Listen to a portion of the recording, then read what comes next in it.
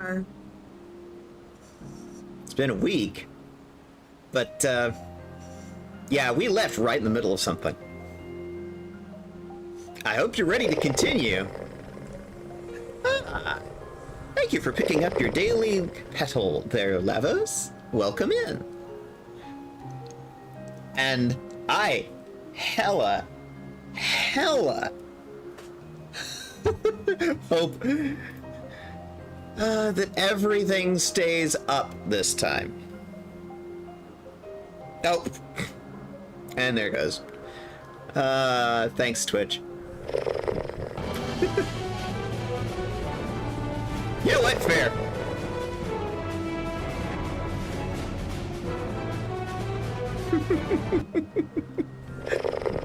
And thank you, Cat and Pose, for picking up your daily petal. I think I'm gonna wait to kick this off until the ad break finishes. I mean, wasn't that, a test of your reflexes!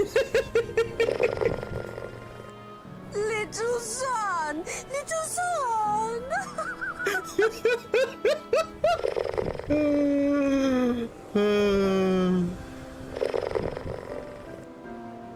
Cambos is just having fun over here.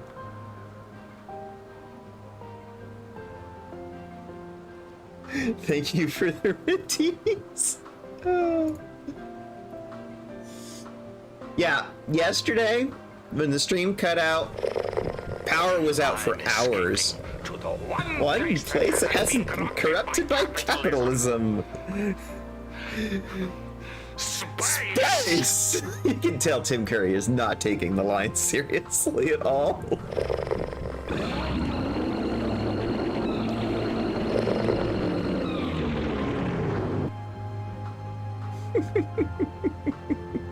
Clearly. Clearly, Lavos. I like this. This has sort of just become a thing. Right at the beginning of stream, we sort of goof off for a few minutes before we actually get started while we wait for Twitch ads to finish. Because I don't want anybody that actually wants to see these cutscenes to miss them. Because, well, yeah. I put a limiter on that. It's about a 20 decibel limiter, and it's much better. And to be fair, it's on all the blurb redeems.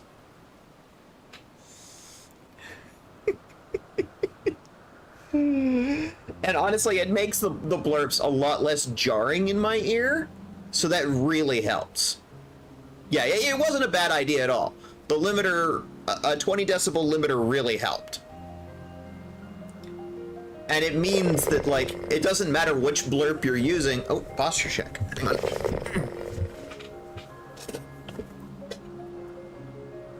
Oh, you can hear them just fine. It was the fact that they were too loud. They were redlining. They were peaking. And that's why the limiter really helped.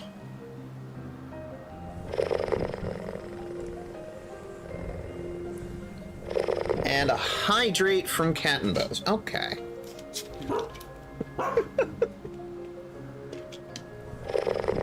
For those that were in ad break, you haven't missed anything. Everybody's just doing redeems right now.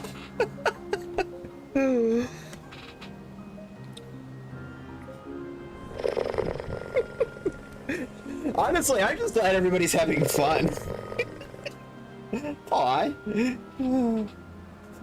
Now I'm in a jar. You know what you know what I say, hydrate or die straight. You knew it was gonna happen, especially because I didn't yesterday. Well, you didn't really get a chance yesterday.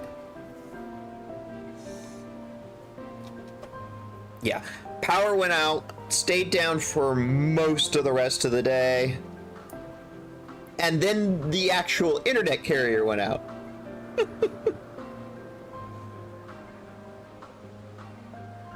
Yeah.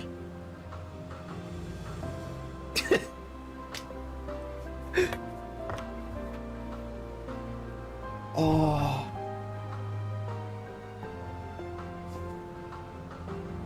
All right. Are we ready? Because, this is one hell of a cutscene. Well, yeah, that's the point, Lavis.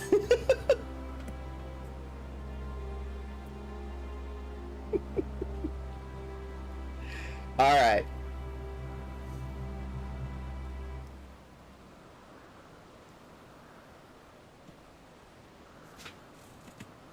I think we're all good. All right. This is one hell of a cutscene. And it basically sets up the rest of the FF14 universe.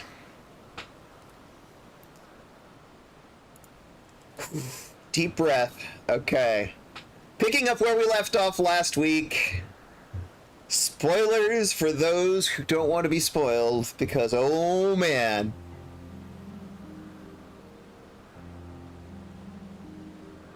Fix your positioning model. You're not gonna fix the position?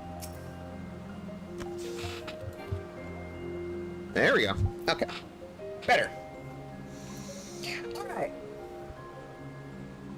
Let's do this. Are you feeling at all recovered? I understand that your exertions were more than purely physical.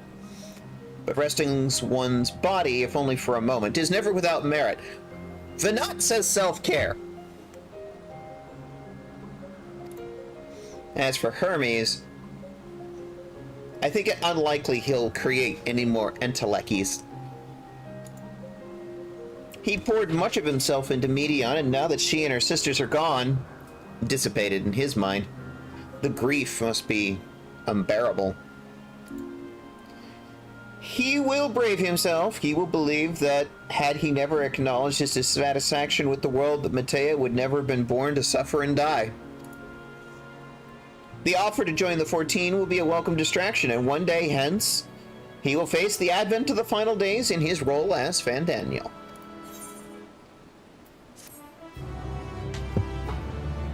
Quest completed.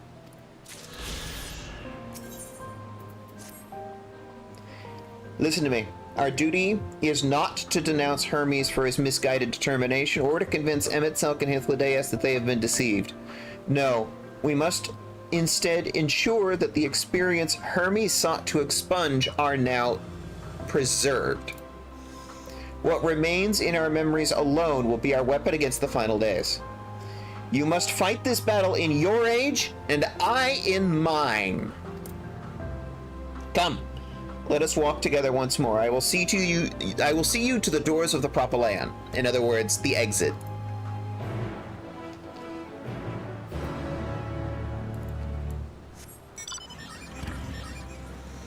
Now, eagle-eyed. Actually, you can't really see it. It's sort of off the top of the screen. It sort of clips into the layout. The quest is actually called Thou Must Live, Die, and Know. And to those who are familiar with Final Fantasy XIV, especially old-timers like me who were around way back in the day and are familiar with 1.0 and the song Answers, that is a line from that song, which is a reference to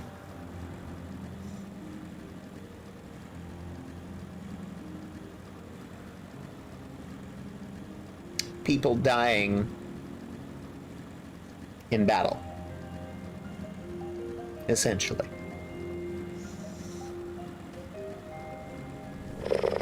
Gay is in, gay is hot. I want some gay. Gay it's gonna be. Hey, Luna!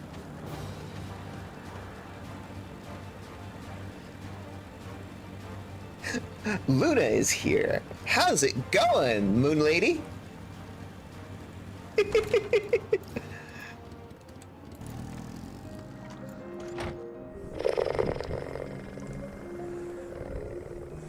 I just woke up.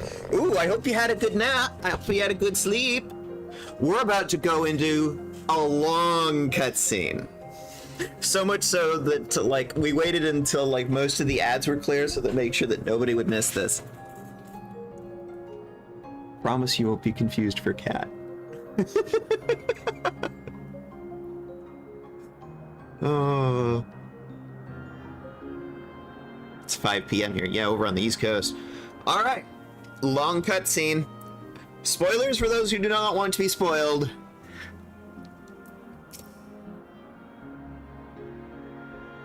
Your time in this age is drawing to an end. Upon speaking to Fana, several cutscenes will play in sequence. It is recommended you set aside sufficient time to view these in their entirety. Here we go.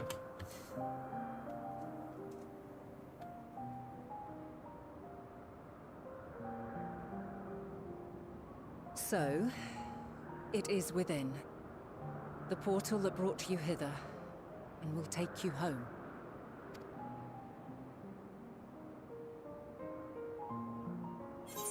I just realized I'm wearing 2 pairs of glasses. That's going to bug me.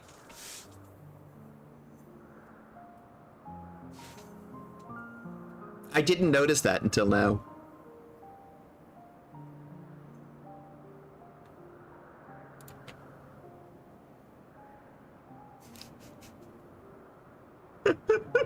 Well, 6 in this case. Yes, I can see apparently very well. I have all of the glasses on. I just was like, wow, I didn't notice that. That looks weird. Part of me wants to fix that, but also I'm not going to be in this cutscene very much, so...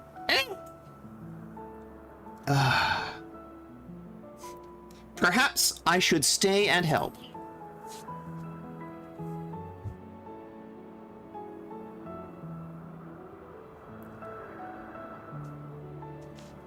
I appreciate your sentiment. I truly do. But 'tis a very long game that we must now play. And while you have maintained a stable presence here thus far, there are dangers in lingering over long. No. You must return to your own battlefield. Make use of the knowledge you have attained, that your days here and our friends' sacrifice be not in vain. With Meteon free to pursue her designs. 'Tis Also, only a how's the matter of audio time till levels, the chat? final days are upon us. We must be ready. From fortifying our defenses to securing our escape, there is much to be done. In spite of this, we cannot allow the report that set this calamity in motion to become common knowledge. Were the masses to learn the fates of the other stars, I fear the situation would spiral out of our control. I must carefully consider who can be trusted and bring them into the fold.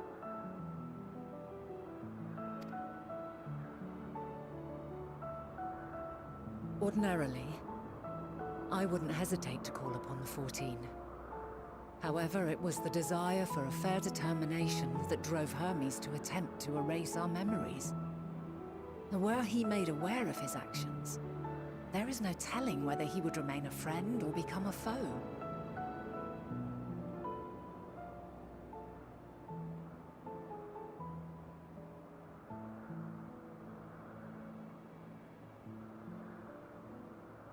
Just noticed something else that is going to bug me until I fix it.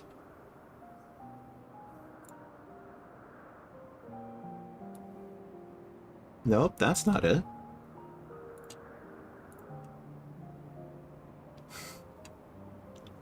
There we go. Okay, I'm gonna do that.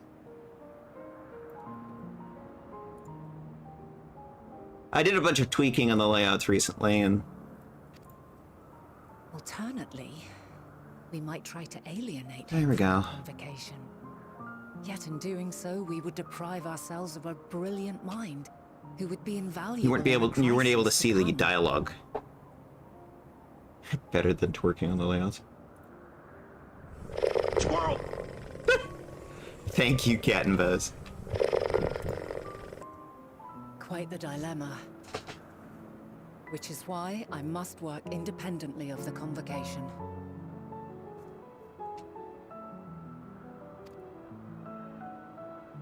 Regardless of how we proceed, if we are to permanently avert the final days, we must be equal to Hermes' challenge. We must prove that mankind is worthy to exist. And this hinges, I think, on how we confront the all-consuming despair that accompanies a senseless and seemingly inevitable end. Bewildered and divided, we would perish like the peoples of those celestial ruins. We could not hope to survive the final days, much less take the battle to Meteon at her nest.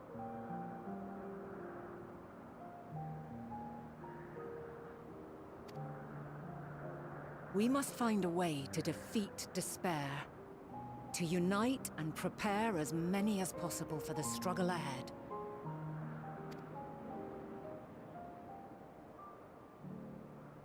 Heavy will weigh the burden of guiding this legion of souls. Yet I have faith in mankind's potential. As long as he believes in himself, there is naught he cannot achieve. So I will not give up on him. On us. You may find your world to be very different. Or perhaps the erasure of our friends' memories has sown the seeds of a conjunction between us. Now, we already know from the beginning of Endwalker that the conjunction is in fact what's happening. We cannot know until the moment is at hand. So shall I strive to do my best, taking naught for granted as I walk my path.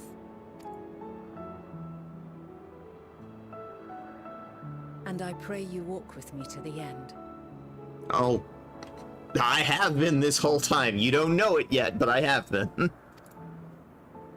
As you move forward, so too will I. As will all, resolved to fight for the morrow. And when mankind has found the strength to stand against despair, we shall silence the song of oblivion. She who sings it will learn our journey is far from over. This I promise. There's a redeem for that, Lavos.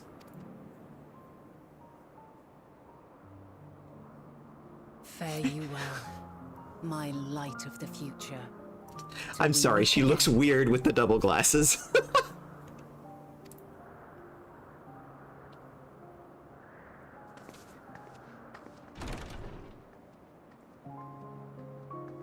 As soon as I get a moment, I'm going to fix that.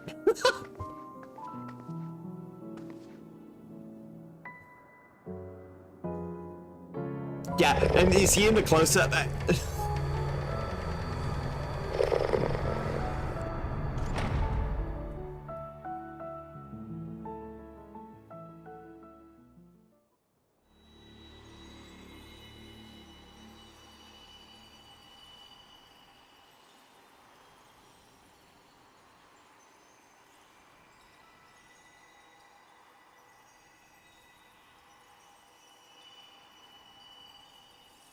From this day forth, I shall strive to bring honor to the seat of Vandana. Well, I mean, I did. That's why she's got two pairs. Because it's like, there's the head attachment, and there's also a glam on the headpiece. I need to, like, pick one or the other.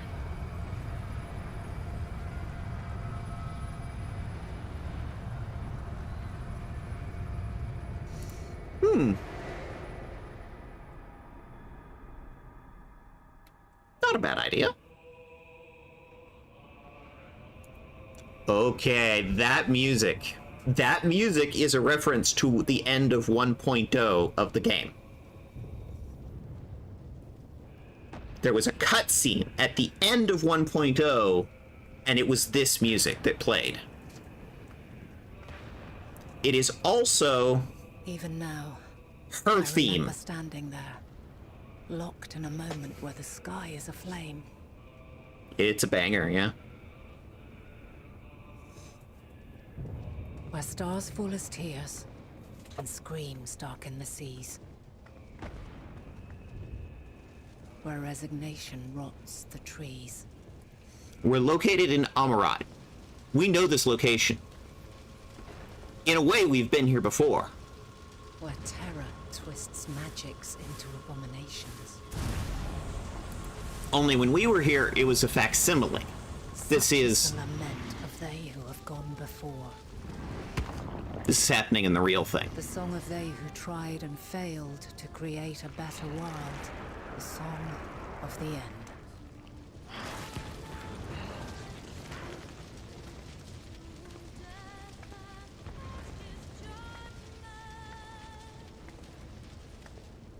That which hides at the edge of the universe is no longer hope's creation.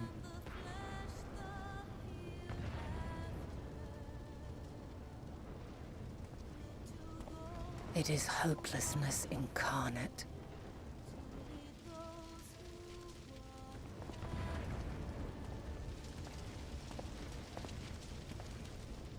That day, mankind saw half of its number sacrificed to bring forth Zodiark.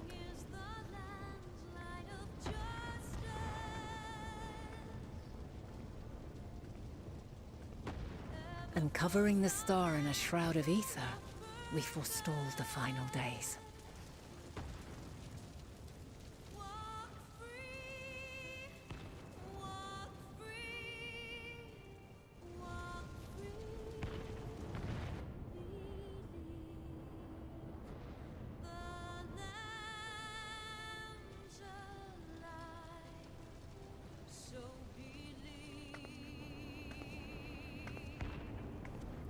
This is FF14. Yet It's an the cries MMO. echoed still. It's We real wept time. for It's real time innocence. based. Wailed for death inevitable. This is a cutscene. A reality too terrible to bear. One of the Too most many who sought comfort in gilded memories of joyful days and tranquil nights. important in the series, in the game. As you'll see. This is all wrong. Why must we suffer so? It needn't be like this. No. There must be a way to restore things to the way they were. To reclaim the perfect paradise we once had. No, my friends. Suffering exists, and we cannot pretend otherwise. No civilization, however great, could eliminate it. If we would live, we must accept it as our constant companion. Let us not seek to forget this tragedy. Let us carry it in our hearts, that we may grow stronger and know true happiness. We can't accept it. We won't accept it. It will be ours again. A world free of sorrow. No, it will not. For there has ever been sorrow.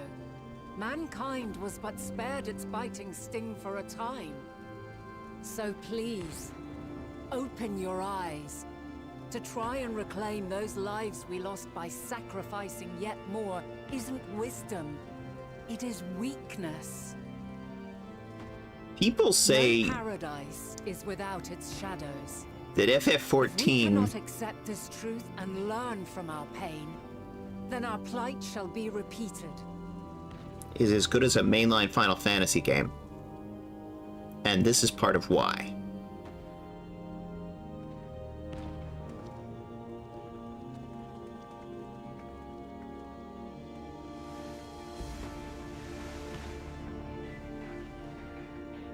O mighty Zodiark! God, born of our boundless faith! We bid you, hear our prayer. Accept this offering of lives, and deliver unto us the lives we once had. Deliver unto us the days of old, the days when the star was a font of love, and we knew naught but bliss.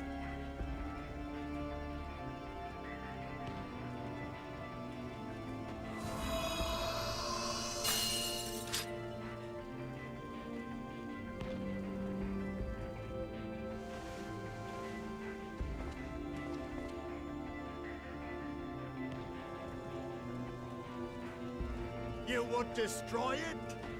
Our beautiful world?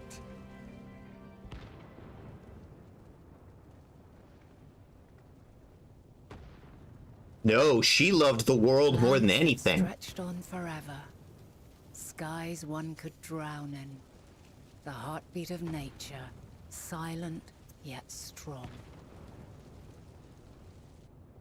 And amidst it all, a people. Beacons of light and life. Laughter that warmed my heart like naught else before.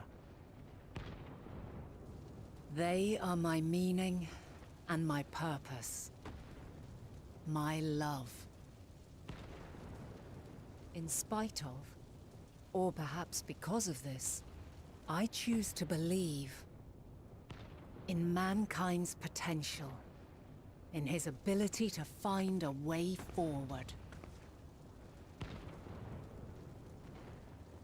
So let there be no way back. From that temptation, I sunder us. No more shall man have wings to bear him to paradise. Henceforth, he shall walk. And this is the moment in which the Final Fantasy XIV universe began. Everything came from this moment.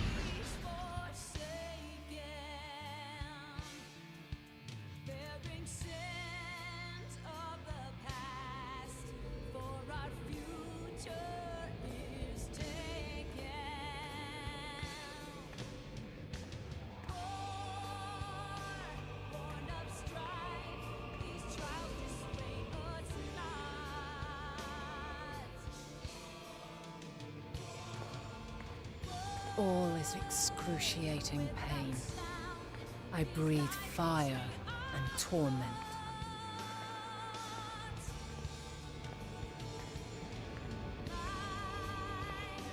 I birth a world of suffering to mire and plague.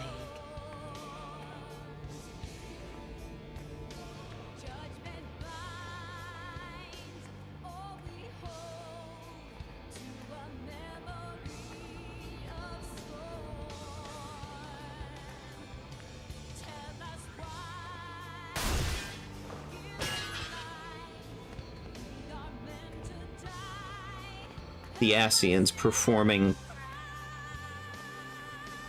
In one fleeting moment, lives come and go, ever moving towards the unknown. And in that fleeting moment, they cry for the answer to the question. Why, given life, are they meant to suffer, to die?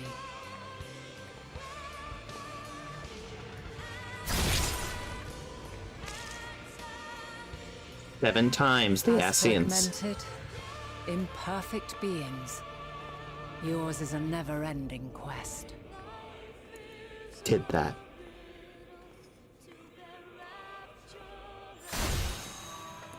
A quest to find your purpose. A reference to knowing your Shadowbringers. end is assured.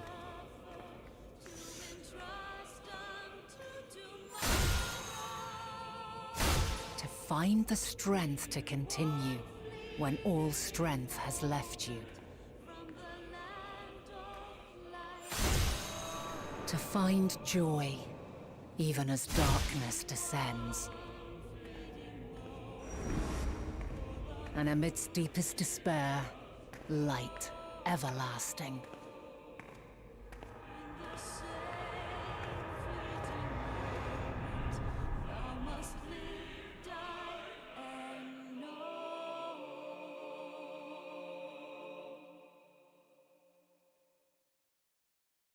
Seven times the Ascians rejoined a shard. 7 times they did major damage to her.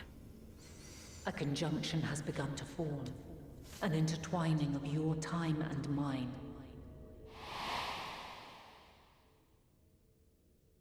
When you truly understand what is at stake, and your journey has prepared you to surmount the insurmountable, then shall I honor the promise made in another time, another age.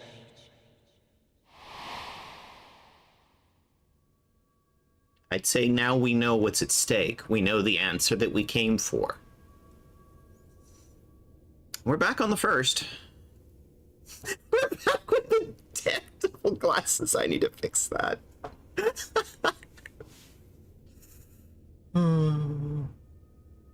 Oh, God.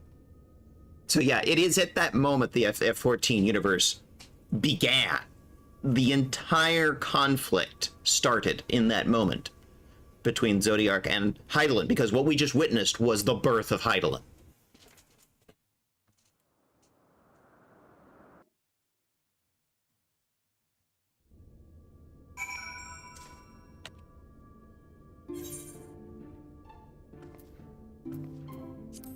There.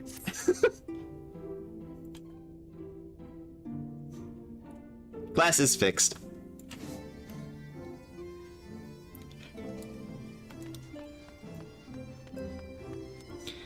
Report to Kryl at the Baldessian Annex. Oh boy. This might even rival Minecraft parkour civilizations. See, a lot of people have, pretty much from Shadowbringers on, is said, it's like, oh god, this story is actually so well written, it is so good. This is as good as any mainline Final Fantasy game. And we are building towards the apex or conclusion of that story. Let's see. Actually, let's just do an old return here. Yeah, the writing is very good. Like, I would say at least Shadowbringers and on. Like, they really understood what they were doing with these systems and this story at that point. And the particular writer, I don't remember her name offhand. It'll be in the credits later. She started off, she did a zone in Stormblood, and then she did all of the main story for Shadowbringers, and she's still writing now for Endwalker in this expansion. She sort of took a management role for the last expansion, the most recent one. So it's like she's still there, but she's not directly writing. But that's fine. Hi, Kryl. Hi, Chris. Impeccable. Impeccable. That's not a word. Impeccable timing, as always. But yes, Star Blossom, the writing is incredibly good. It's just sad that it takes, like, A Realm Reborn, Heavensward, Stormblood to get going. Now, I will defend the writing on Heavensward. Heavensward writing was really good. Stormblood wasn't bad, it's just, it was a war story, and that was appropriate for that particular story they were telling. But it sort of felt a little bit like the main story kind of floundered in place a little. But it was also setting up Xenos as a main villain, which is very much the case here.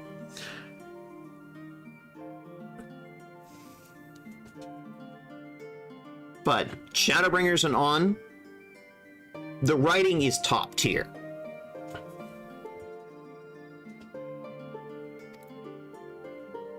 I heard you were off in the first as part of our efforts to investigate the final days. Yes, I was. I was gone for weeks. You don't know because time and fuckery was involved. Well, as is so often seems to be the case, while you were away, we've had a few developments. Oh god, what happened? Which we can discuss in a moment. For now, however, I cannot tell you how wonderful it is to have you back.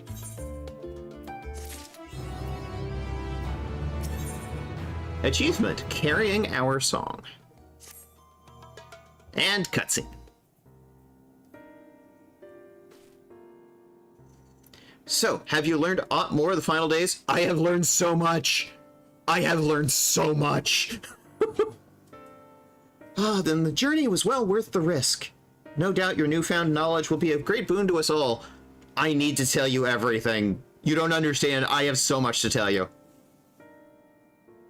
Unfortunately, during your time on the first, events here have taken a turn for the worse. Oh god, what happened? Scions are running themselves ragged trying to contain the spread of blasphemies, and it's a losing battle. To try and ascertain where and the why of it, Alizé and Alphino have been traveling all over. Of all the regions they've visited, Locus Amonis was one of the worst affected, so Garlemald. I'm unfortunately not surprised. Thancred, Estinian, and Kra took a detachment of allied soldiers there to offer aid and succor to those in need. We're not well liked there. And we could very well look like an invading army. But the province is vast. They only managed to visit a handful of coastal villages. It was an accomplishment worth celebrating, but still a drop in the bucket at best. Okay. In the meantime, Yustola and Master Matoya have been making a concerted effort to establish contact with Hydaelyn in the Ethereal Sea, but to no avail. I just talked to her! Like, I literally just saw her being born. As for Tatru and we've been keeping a close eye on the Forum. Well, that's probably a good idea. From what we gather, they've been constructing a vessel to ferry people to the moon, an ambitious project that has likely been years, if not decades, in the making. However, since we've seen no sign of it thus far, I suspect it's still incomplete. That makes sense. And sadly, the story takes a nosedive in Dawntrail. So I don't know that it takes a nosedive. I mean, we knew going into Dawntrail that it would be taking a different direction. We knew that going in. My criticism is that I feel like it kind of meanders a lot. And even once you hit the Act 3 twist, and you start building up towards the finale, I feel like it gained some momentum, but in the final act, in Act 4, it really falls flat on its face. So much so that it's a pain, in my opinion. At least that's how it felt to me to get through.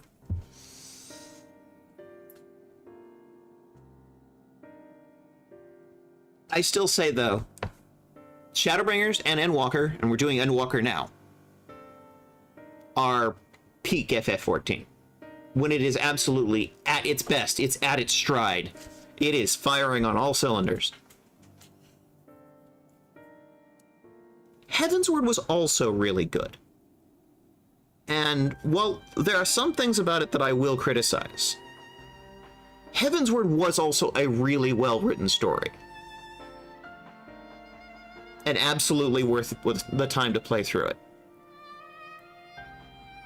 The only one that I'm going to call actively bad, well, besides 1.0, which is obvious, they dropped a moon on it, it was so bad. But Realm Reborn, it was very hastily put together, and it shows.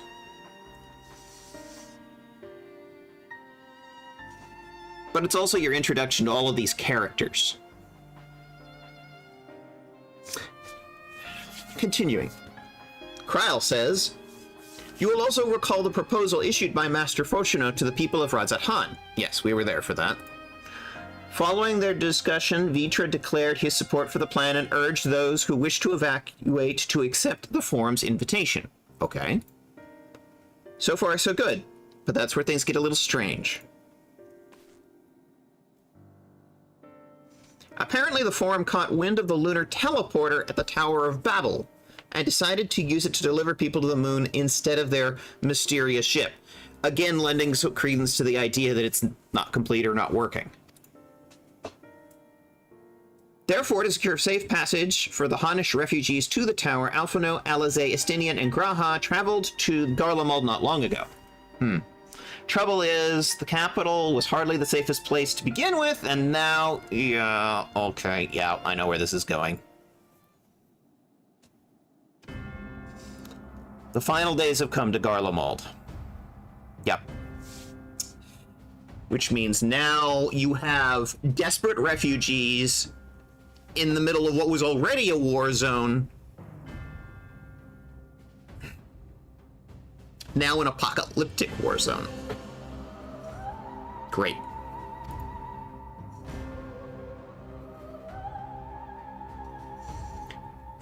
Shortly after our friends arrived, they were sent to rendezvous with Master Fortuneau. Then, panic broke out and communications were severed. From what fragments we were able to make out before the link shell went completely silent, we can only assume the phenomenon has spread to the capital.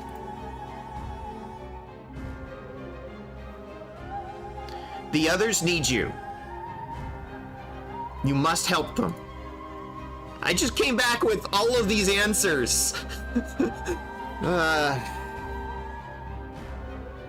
mean, I would rate purely on a story basis because gameplay and dungeons wise, Dawn Trail is actually my favorite. Dawn Trail is below Heavensward, and after the stories keep getting better, besides Endwalker and Shadowbringers are flipped, but it's purely a taste-based opinion, and both stories are supremely well crafted.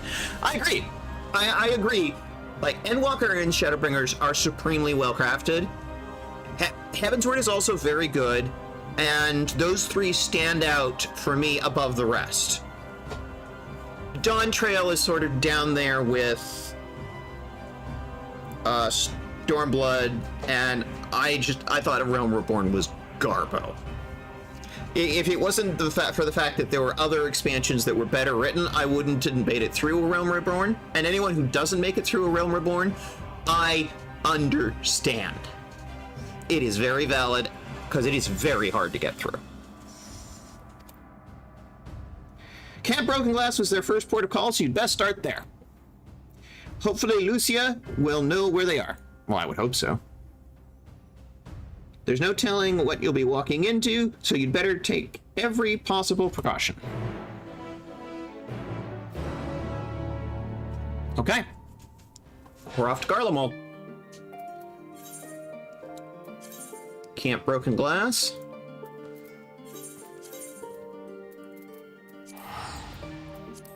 And we're going to go into a heavy combat section.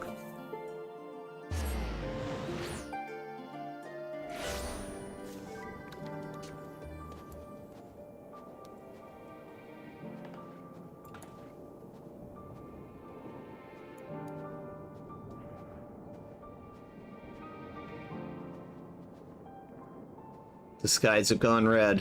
That's not a good sign. Alright, rock out with your chocobo out. Hi, Lucia. Not a moment too soon. The skies over Garlemald are ablaze, and it's events on the grounds that concern me. Lucia is incredibly competent. We know this from Heavensward. She's a Garlean native, so she's a native to this land. She's extremely competent. Everyone believes in her because she's very good at her job, and she keeps her people alive. She cares. That's why we give her a lot of latitude. She's also Amaric's right-hand girl. As you will have heard, your fellow Scions arrived ahead of you. Yeah, I know. We cut the customary greetings short after we received word from our troops at the Magna Glacius that the Forum's airship had landed. It was then that the heavens began to burn. Okay, so the worst possible moment. Got it. Oh! Thank you for following, Arcana Maxier. Arcana Maxia is now following. Maxier? I inherently want to pronounce that Maxier because that's how it's pronounced, but it's like, that sort of puts like a French spin on it. That may not be how it's intended. I don't know. We are about to go into a combat section in Endwalker here. And I'm very much in the lesbian feeling. That's valid. That's valid. I dispatched your friends at once to ensure the refugees come to no harm. I would have you join them immediately. Additional support is en route, but we will discuss them later. Are you ready to depart? Let's go. More cutscenes will now play in sequence. You did just fine. Well, thank you for the subscription. Welcome aboard. Glad to have you. I only remember doing my playthrough of Endwalker. Are you enjoying it at least? Oh, yes. We actually we're having a big discussion about why I feel like Shadowbringers and Endwalker are absolutely top tier peak FF14. Ooh. Poor... We were helping these people literally a few weeks ago. We were helping these people. No. We were promised an escape. Not the same you fled. Oh no. Oh no. Yep. Emotion is always a very powerful thing. My final days here in this blasted waste. Yes, especially in this universe where it is literally transformative. Your panic is our greatest enemy. This is your fourth playthrough of Endwalker? Try 8.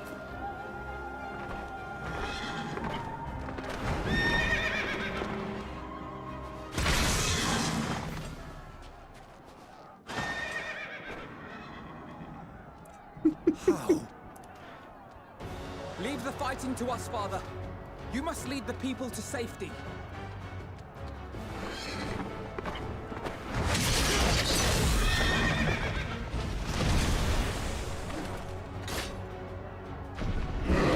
Estidian! He's the Azure Dragoon. Or was. I can handle this, pair. You shall tend to the refugees. Let us be about it.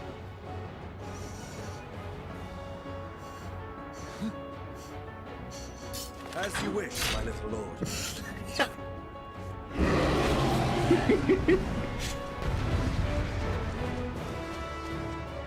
Estidian, the Azure Dragoon. We are now playing as Alphino. I'll command the beast's attention. See to the wounded. That I can do. Help is at hand.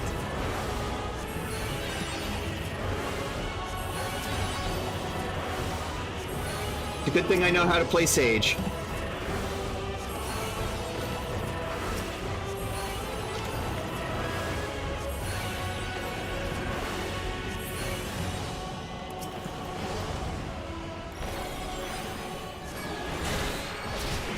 Fuck you.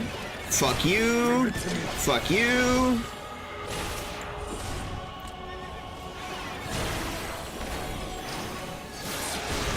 Ooh, nice shot, Asinian. Nice shot.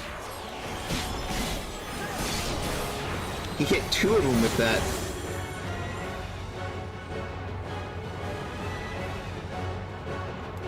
Leave this to me. Help the wounded. No, no, no, no, no, no, no, no, no, no. Damn it.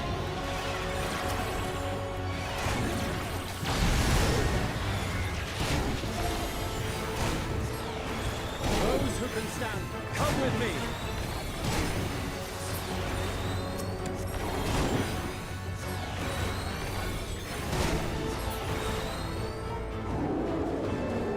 Easy now.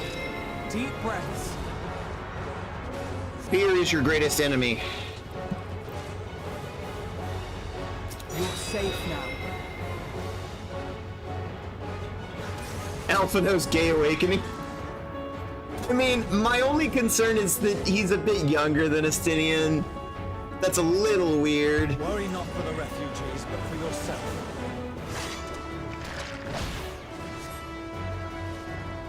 There's nothing here. Hey, Estinian.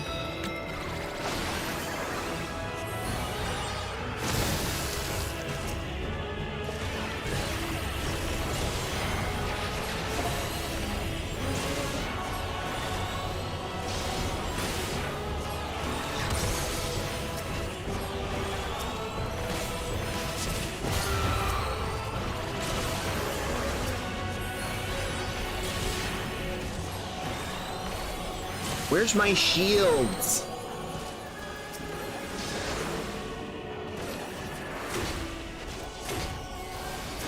Ah, there we go. Sage is all about shields.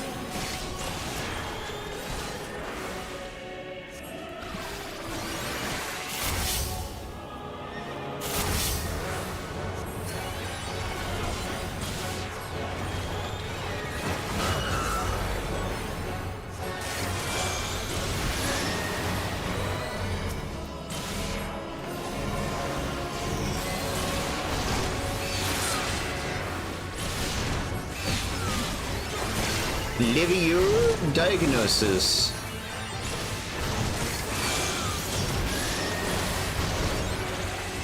Oh god. That hit me.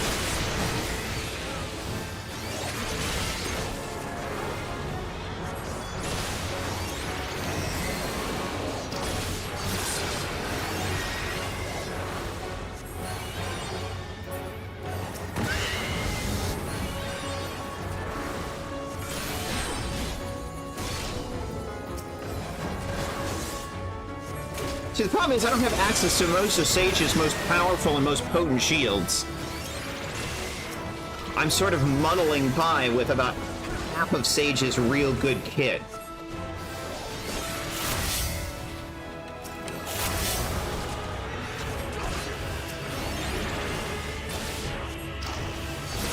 Probably because they're trying not to overwhelm the player if they don't know how to Sage, but it's like, I know how to Sage.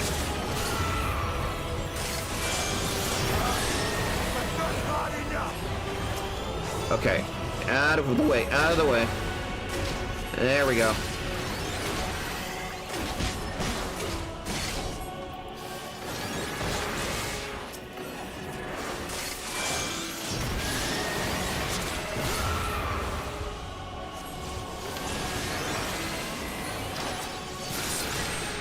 Okay, that one's dead. Nice ass, though.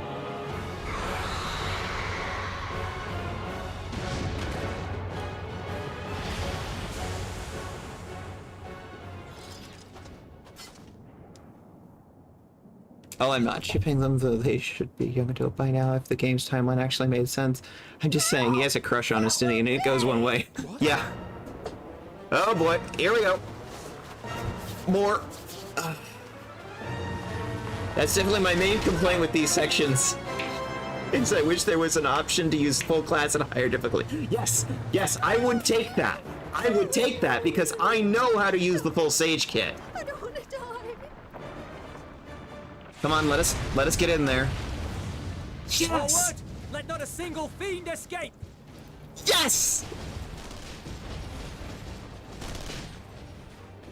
The Garleans are helping. Wait, that's... Euless and the army. So, you've recovered then? In time enough to be of aid, for once. Yes! Payoff! Payoff for everything we went through earlier. More later. Payoff. For now, we must fight. Everything we went through earlier. Your salvation in kind, or with better. For Garlemald has her pride. We went. Let me think. That guy literally took us captive for a while. Of that I've no doubt. And we didn't hurt him. And now it's paying off. And there is nothing better in writing than a good payoff. The gods of all possible saviors, the Imperial Army. Quite a twist, isn't it? Oh,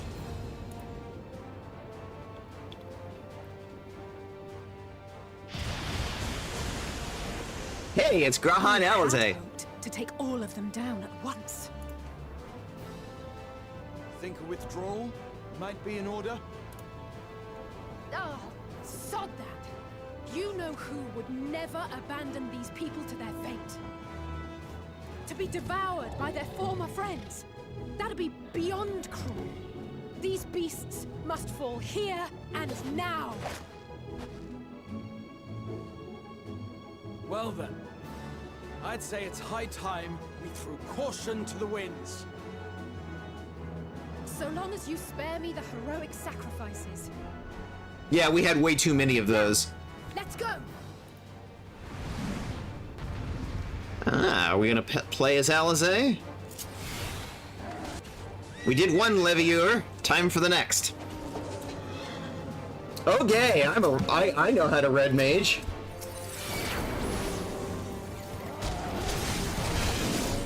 Piss off.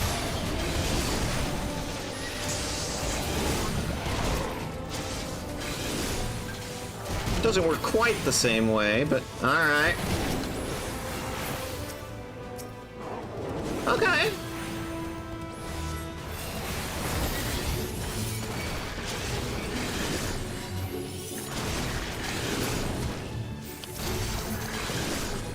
I can keep doing this.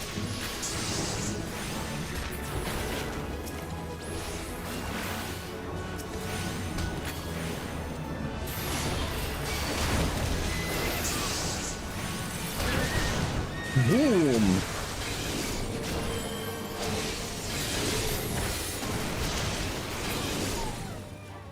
Goodbye.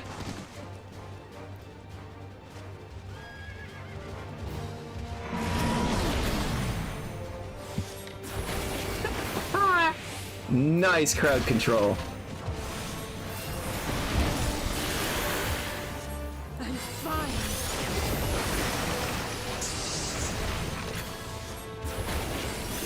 Graha was healing Alizé. Heal yourself, Graha.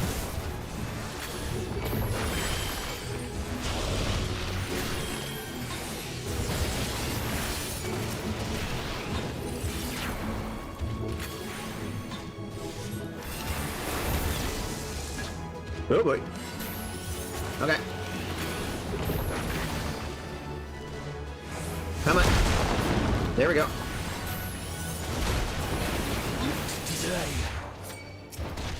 Come on, Graha, stay with me.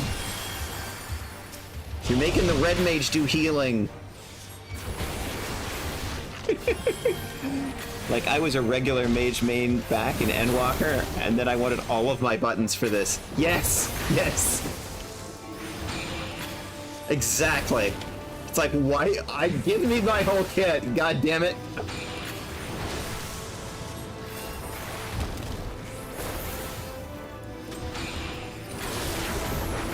Okay, which way you going, Graha? There we go.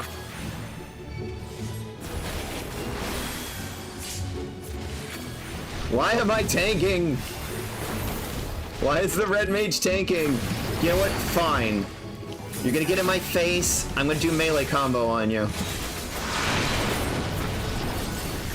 I'm not done yet. Ooh, cure 2. Thank you, Graha.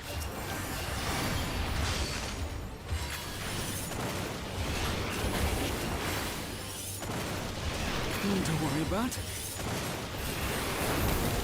Middle, no, not in the middle, not in the middle, not in the middle. Oh boy.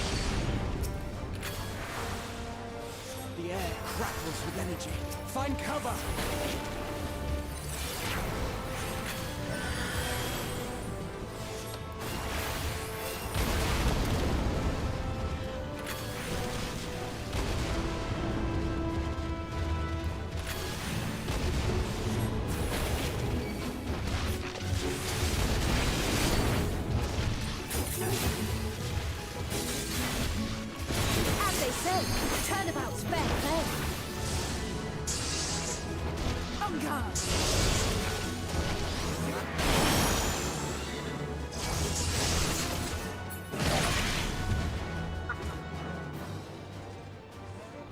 Red mage laser.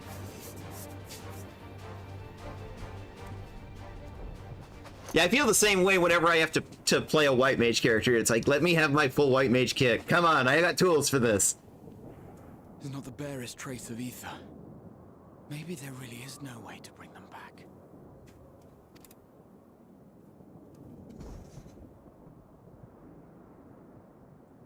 Thank you for saving our lives once again. That voice actor. Very familiar. I remember you. From Purusha. You helped us there too, didn't you? Ah, you're from Palaka's stand. I'm glad you're still in one piece. It's the same voice actor. Or you will be, once I... A little bit of healing magic didn't hurt anything.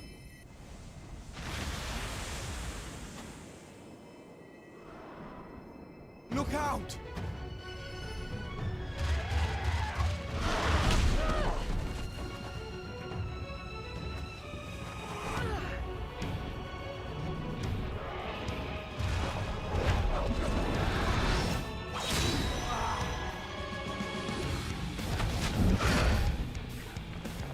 Get out of here! Quickly!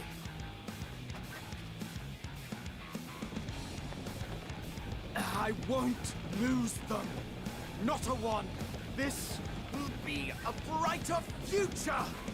I won't let a madman's apocalypse ruin everything we've fought to achieve. He saw the darker timeline. That's a Shadowbringers reference.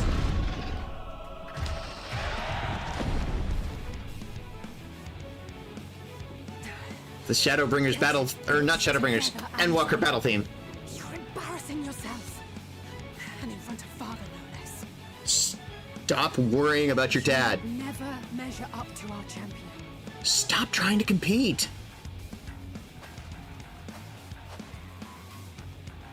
But we ask too much of her as it is. You mustn't let Eorzea's hero fight alone. Speaking of whom... Am I late?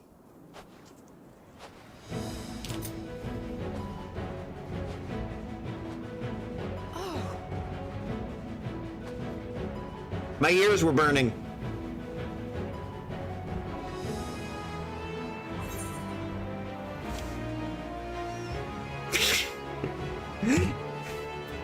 You've done well in my absence.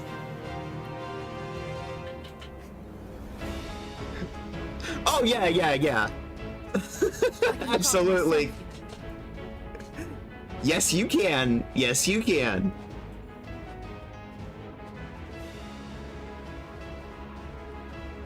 Everything's in order, I trust. It looks so weird. What are her glasses resting on? Ugh. She has no ears there. I've had enough of this rabble. Come on!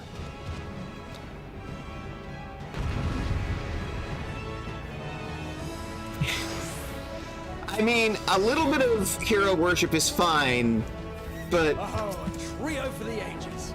you're a bit young for me, Alize. Just saying.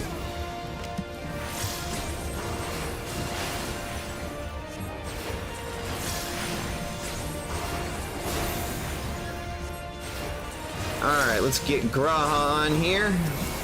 Because now I have my full kit.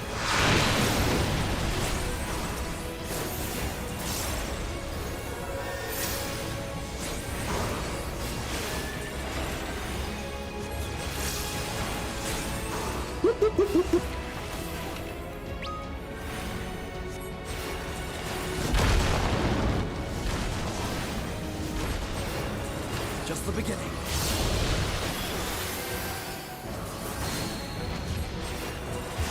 Where's Alize? Oh, she looks fine. Unfortunately, I don't have a bar on the left-hand side that shows me her health level. So I have to manually turn and look.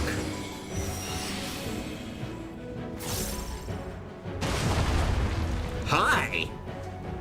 I had a feeling I'd find you. Hi, it's Damien! He's the Azure Dragoon.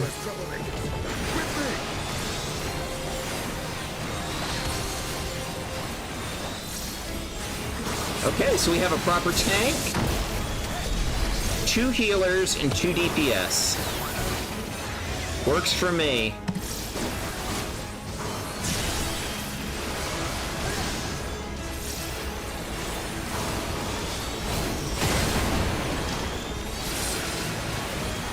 Mutable laws.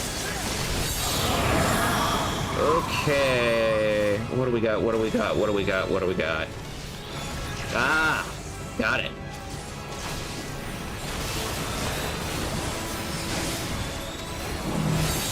Spread.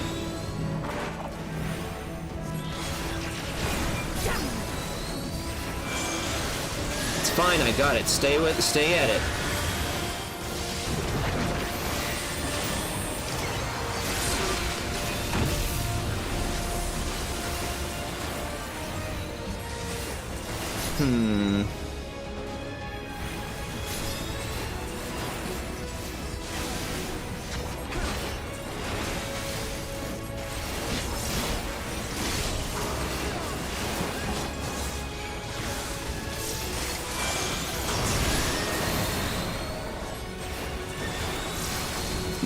Healer should not stand in front of the tank.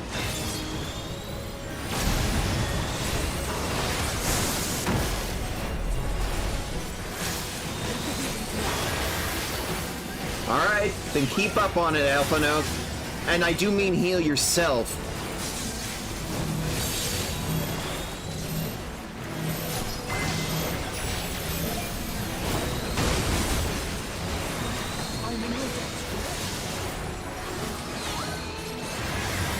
Keep yourself up there, Alphino. Alright. This one's probably gonna be on the outside.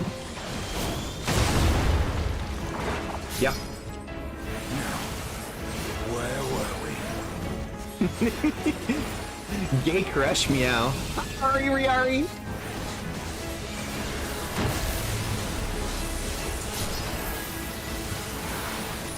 I was watching you stream Monster Hunter.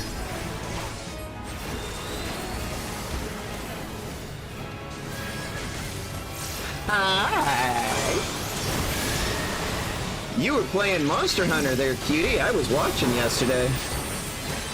You know, when my internet was up. That's an entirely separate problem. Ari Riari was streaming Monster Hunter World with some friends. Last night. I was watching. When I had internet. After 12 hours, I eat so hard. Well, good. Self-care.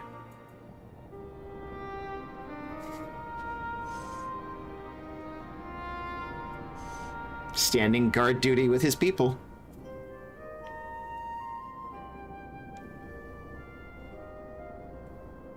You must board without delay. The ship will depart ere long.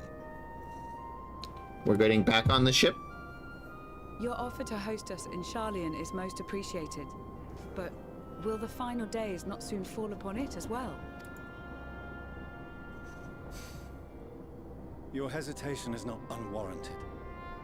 The satrap entrusted me with your lives, yet I have failed your comrades. Nor are you wrong to fear that this corruption will continue to spread. I cannot promise you complete safety, even in my homeland.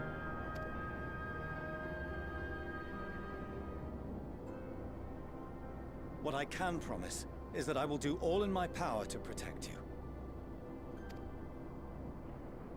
World isn't bad, but it feel it misses the mark in some notable areas that do hamper the enjoyment some, but that's... It's not inconsiderable.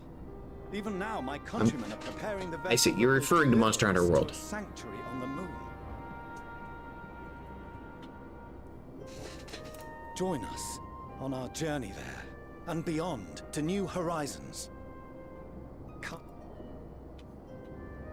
Yeah, Monster Hunter is one of those game series where it's like I only play it with friends. I have no interest otherwise. We would be fools to refuse such a generous offer made in earnest.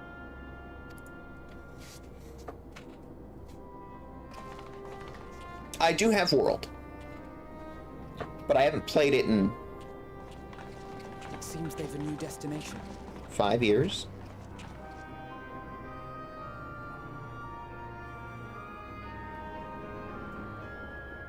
Yeah, I don't have that one. Ah! We're finally at a point where I have control. The people of Radzat-Han have known too much suffering. The march to Garlemald will only bring them more, short though it may be. You're retreating. I quite agree. Fortunately, they have you to look after them.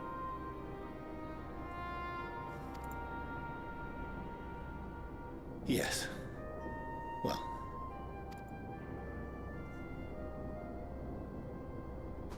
Behind you!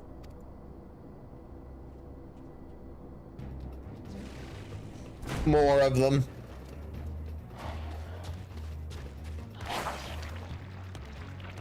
Radzat-Han citizen. More of them.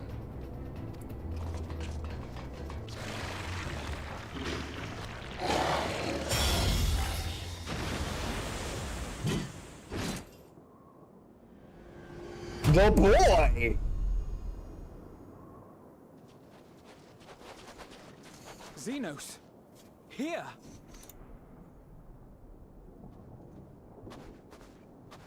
You'll be alright. Hurry to the airship. Get out of here. Don't stay here.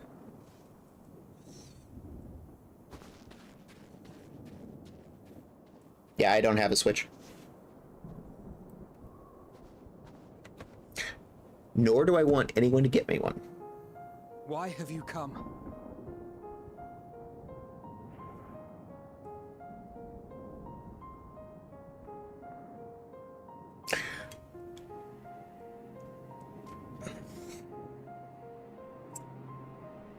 Incorrect. Moving on. A heretofore unseen beast. 'Twas right Also to incorrect. say. I don't hate Nintendo. I think some of their business practices are shitty.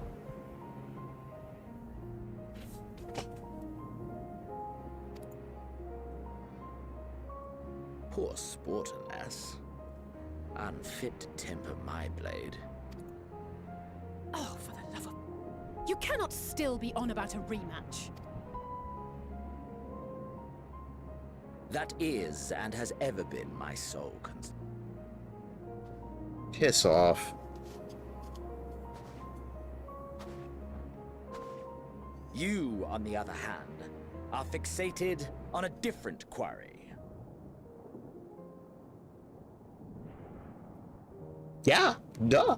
Your passion pales before mine. Yet neither hate nor despair seems sufficient to recapture your misdirected bloodlust. Because I'm not interested in either.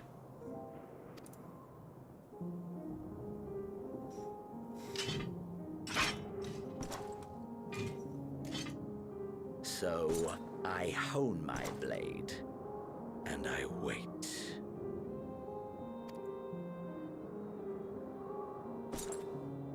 That's it. That's all you care about.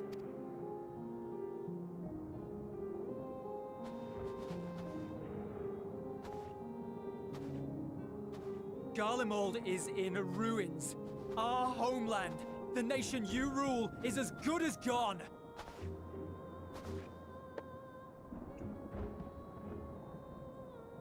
Yeah, we didn't tell him about this. Along with so many of its people. Not just soldiers like us. Not only those who fought and killed for power and duty. Innocent civilians.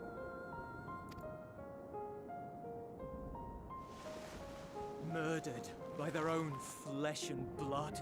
Lost and confused as they breathed their last. While we who survived with our lives and minds intact were left to freeze to death. The Eorzeans tell me all this was your doing. You slaughtered your countrymen. You did. For what? Rematch. For nothing in the end. So much wasted effort. You bastard! For your own sake, Ulus, you must control your anger. It will serve no one should it consume you and see you transformed.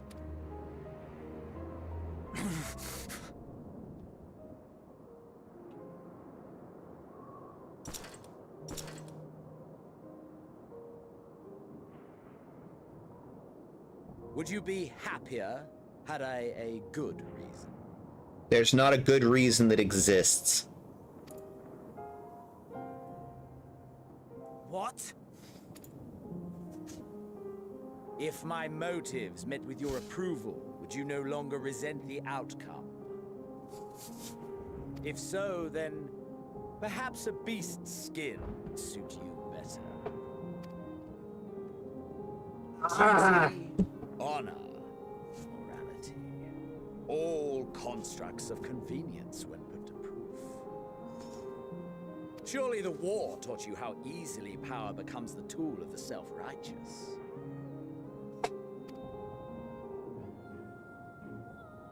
How the people's justice was merely a means to their ends?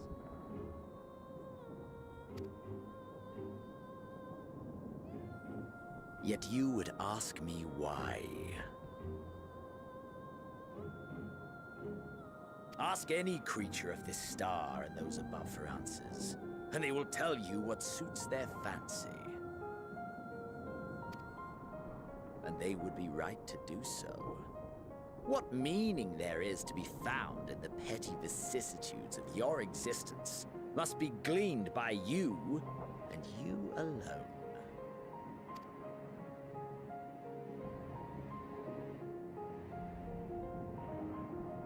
Should you seek it in battle in the fruitless pursuit of my demise, then come. Assume your rightful place as a notch on my blade.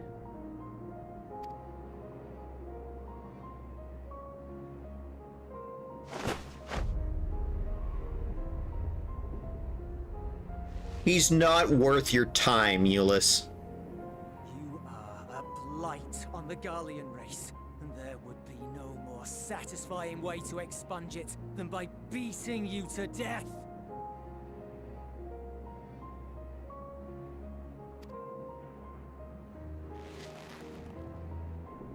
But I will not be party to another tragedy. I refuse to lose anyone else because of you.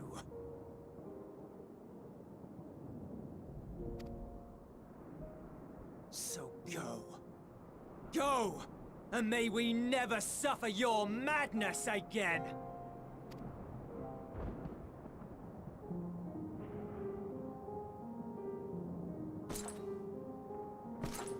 Xenos!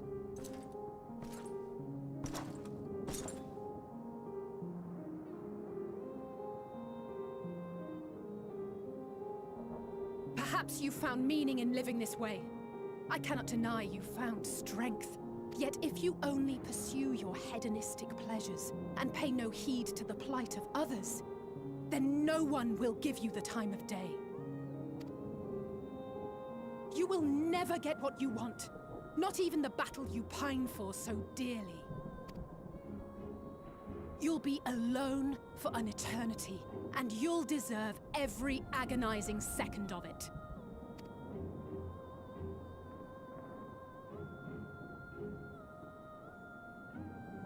Alize saying it like it is. Alize dropping truth bombs over here.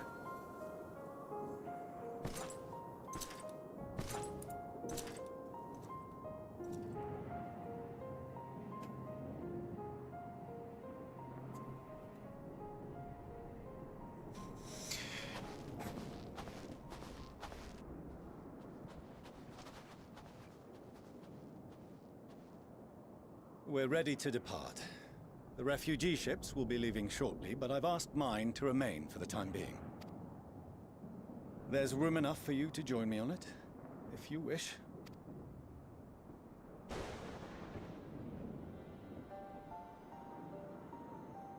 Do contain your surprise. I needn't agree with the Scion's methods or intentions to acknowledge that their deeds are deserving of gratitude. We're about to go into an ad break. Let's take a 5-minute break. Whew, this has been a lot. A lot. Let's take a 5-minute break and get through the ad break. Self-care. Everybody do self-care. A heckin' self-care.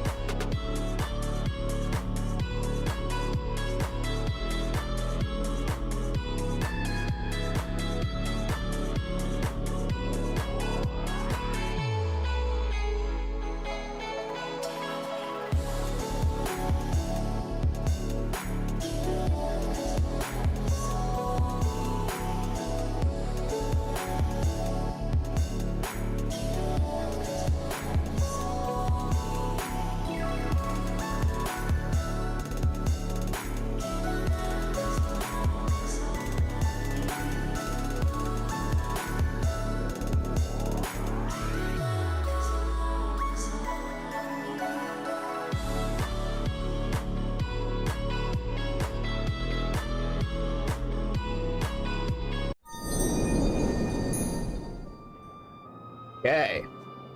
So one of the things I'm going to try and do, I think, more and more this year is I'm trying to, when the ad breaks come up, try and make sure we're in BRB during the ad breaks. That way people don't miss things.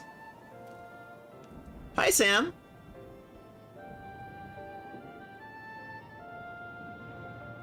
How's it going, Sam? Thank you. So, yes. We are, So back in the beginning of Endwalker, this is the Levier's dad, and he had just disowned his kids. And now he's actually acknowledging their deeds, so that's an improvement. We appreciate the offer. But might I ask why you are delaying your departure? I presume it is not solely for our benefit. I must visit Garlemald ere we return to Sharlayan. Having caused such an uproar, it is only meet that I explain myself to the Ilzabard contingent.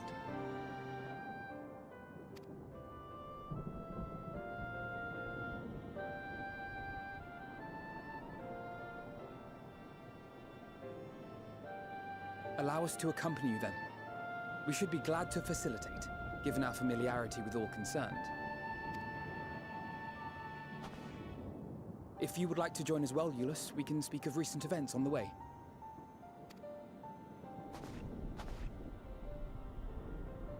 Nod. Okay.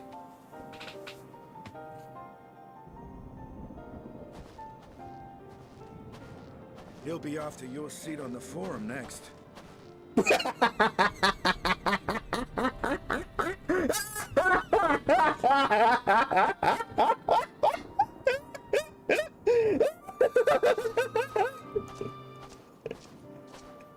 Oh, that facial expression is worth it.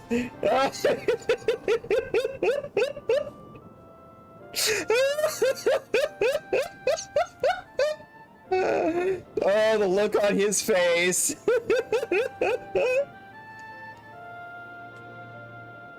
Oh, it's so good.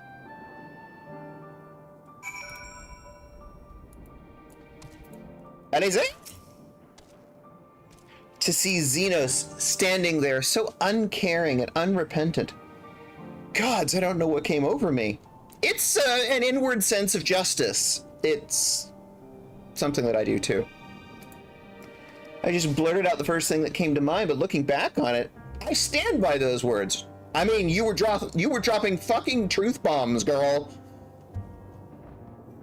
Fucking truth bombs. I would say I hope they don't incite him to further villainy, but to be honest, I doubt he even remembers what I said. Probably not. Anyway, enough about all that. It's good to see you again. I was only gone a few weeks. We don't actually know how long I was in Elpis. They don't say. And also, it's like, because of the fact that I was literally in the past, I could have returned at the exact moment I left and nobody would have known a difference. Time shenanigans! No major injuries then. Good. I briefed the recovered soldiers and sent them on their way as quickly as I could, but nevertheless feared they would not make it in time.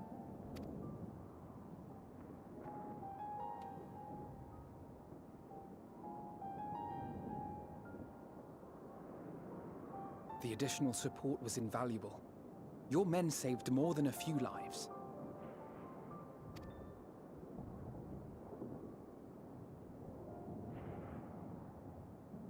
Though not all, I regret to say.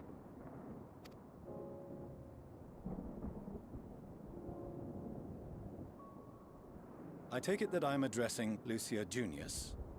I'm the Forum's envoy, Fortuneau Leveilleur. And you are owed an explanation for these most dire developments.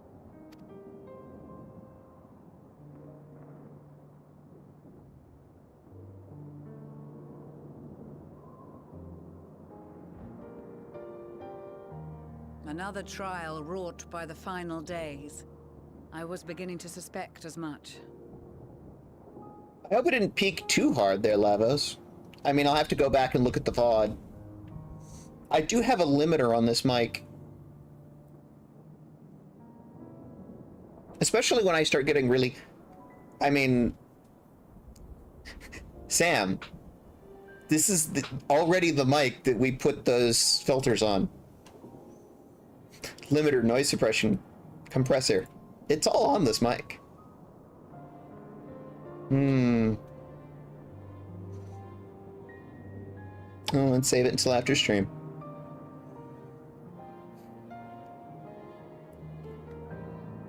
Because I can get very excited. Compression and equalizer and bears, oh my.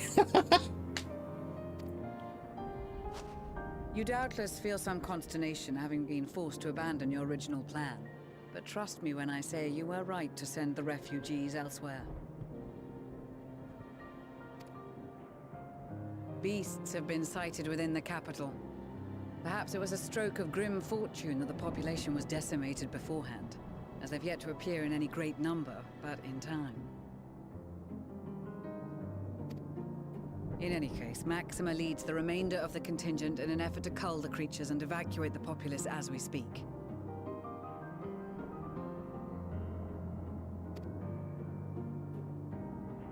Once the airships have taken to the skies, I pray your men can be persuaded to join him.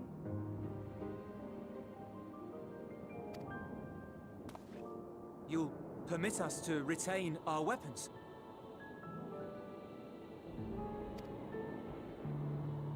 I wouldn't have sent you after the Scions were I expecting you to stab them in the back.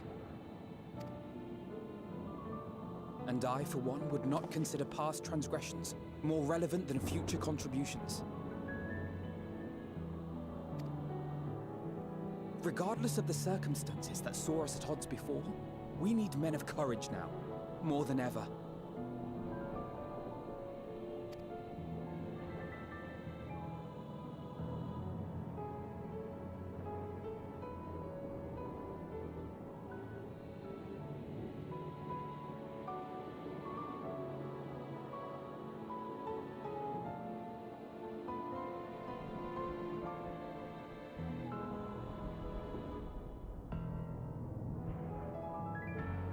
We swore to defend Garlemald, and so we shall.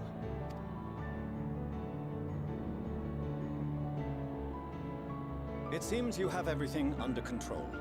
You will excuse me then, for mine own duties await. A moment, Master Fortuneau. You did desire to express your appreciation for services rendered, did you not? I did. Though if you intend to again ask that Charlian alter its course, you will find my gratitude insufficient. 'Tis nothing so onerous. I wish to hear the details of this grand endeavor of yours.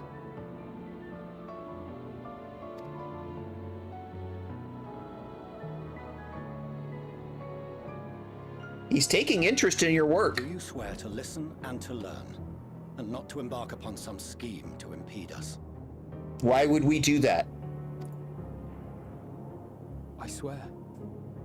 No, we actually are somewhat reliant on you as a backup plan. You are our backup plan in case we fail right now.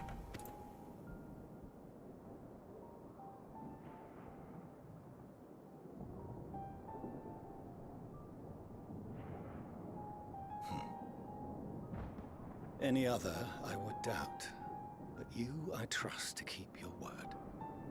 For not once have you broken it. Very well. I will request that the Forum make you privy to our plans. You may await our summons at the Baldessian Annex, assuming the decision is in your favor.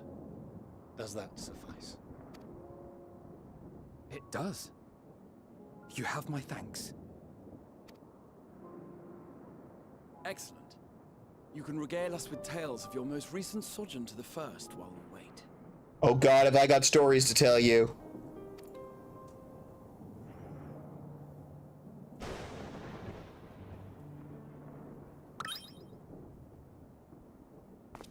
Did you hear something just now?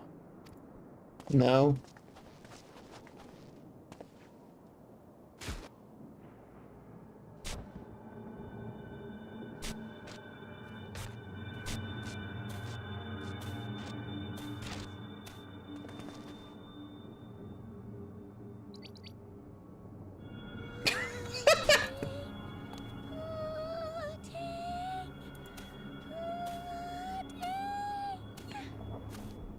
What in the name of sanity? Where is this star's blasted pudding?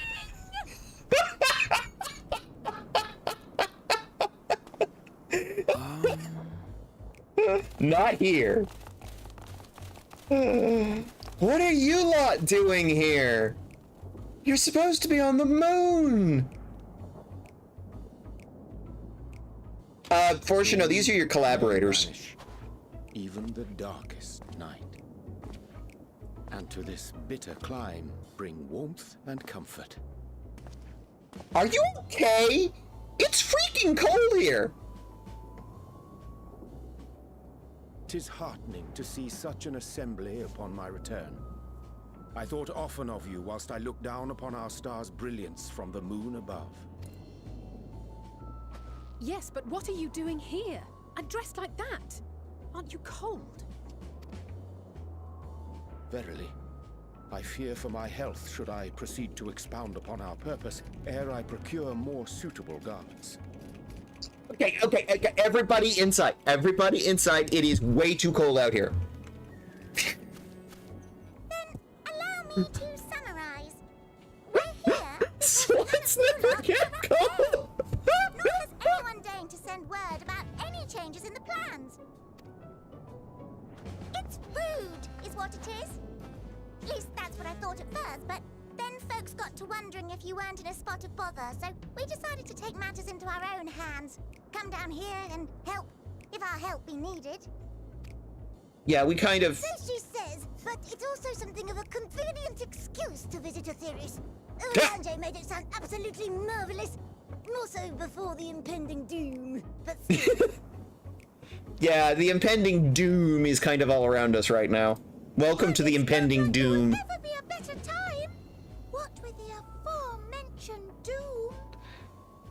Singing way. Marvelous, they say, yet not an ounce of pudding to be found. I must suffer Urianger's inferior works no more. Hey! Maybe consider the plight of present company before you go blathering on about pudding and doom? Can we go inside, please? I have fur. Urianger does not. Should you require any assistance with whatever, we are at your disposal. We were born from Hydaelyn's love for the lives of this star, so naturally we would much prefer to see them continue.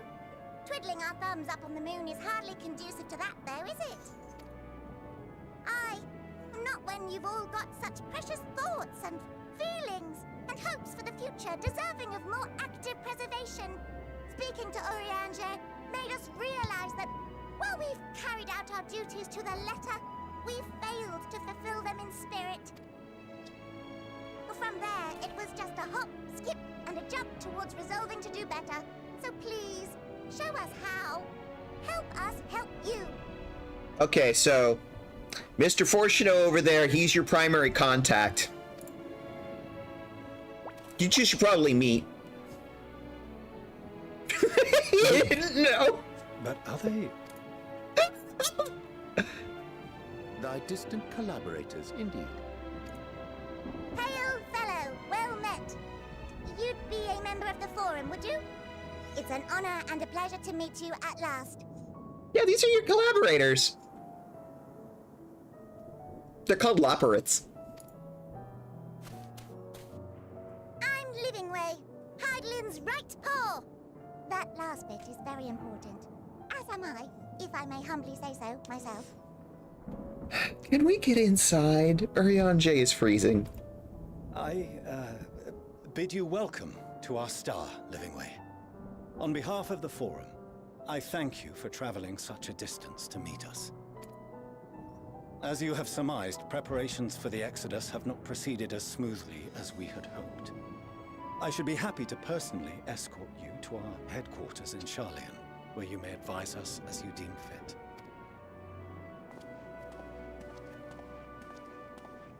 'Twas with reluctance that I set aside the great work of readying the moon for habitation. Be assured that I did so only after the Loperites made plain their earnest desire to come hither, and I myself felt a growing certainty that their contributions here would prove invaluable. You're probably right. Trite, perhaps, but I followed my heart. You're freezing. I mean, I have fur. Let's get you inside.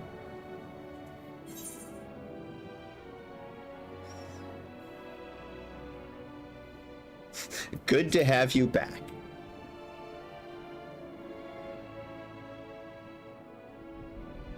For a time, at least. Nevertheless, 'twas worth the journey to find present company well. Wilt thou attend us at the Forum and lend thine own wisdom? Hey, last I checked, they didn't like me around there. Hello, I returned, says Pyrostyle. If that's all quite settled, can we start moving before Urianger catches his death? Even I'm freezing out here.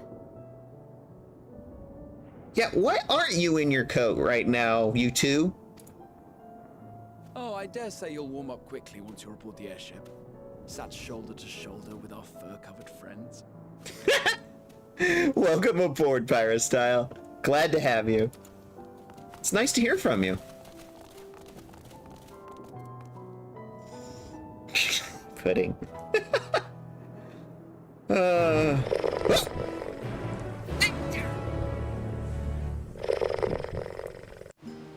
Hi, Luna.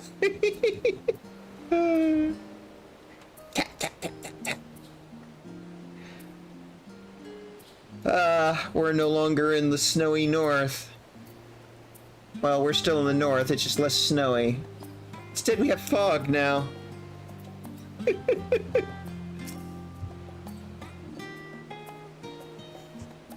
I dare say Master Fortuneau was nonplussed as we to learn the identity of Heidelin's lunar custodians.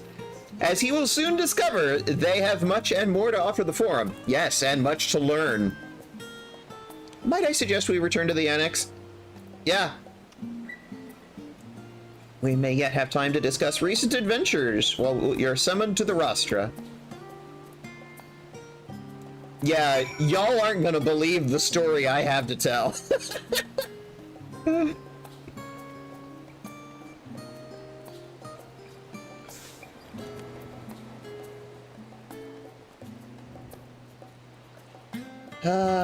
Now I have to run manually across most of the city. Because of course, we're out on the docks. Y'all dragged me out here and dropped me at the far end of the docks.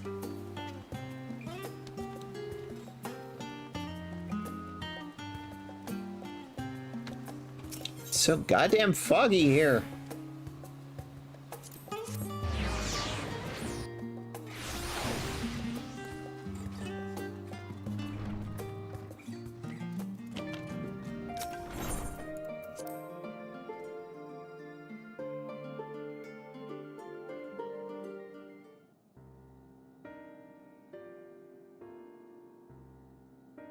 Gang's all here. Oh. It still has not returned me to proper position. There. I need to fix that. Interesting. Remind me after. Not that I'm complaining, Orange, but I wasn't expecting to see you quite so soon.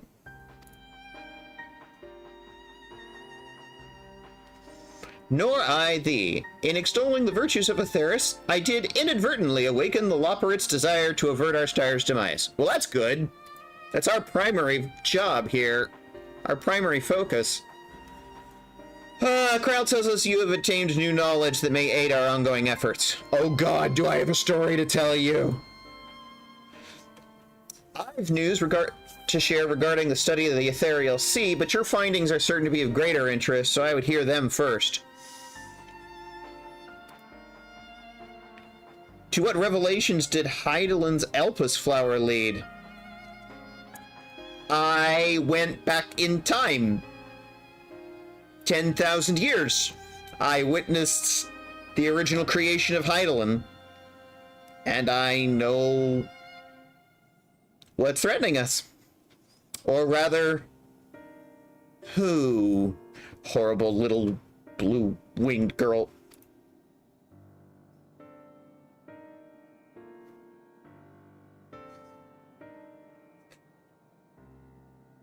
Proceeds to hyperfixatedly tell the whole story over the course of the next 6.5 hours.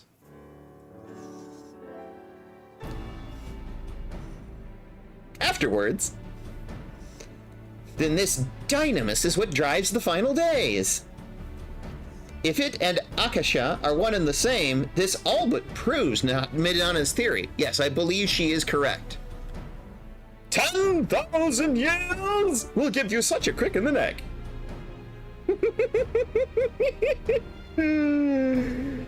What is going on in chat? You get what you asked for, an ADHD-laden story. Yeah, like 6 hours of Tigress just sitting there ranting about Elpis and everything she saw.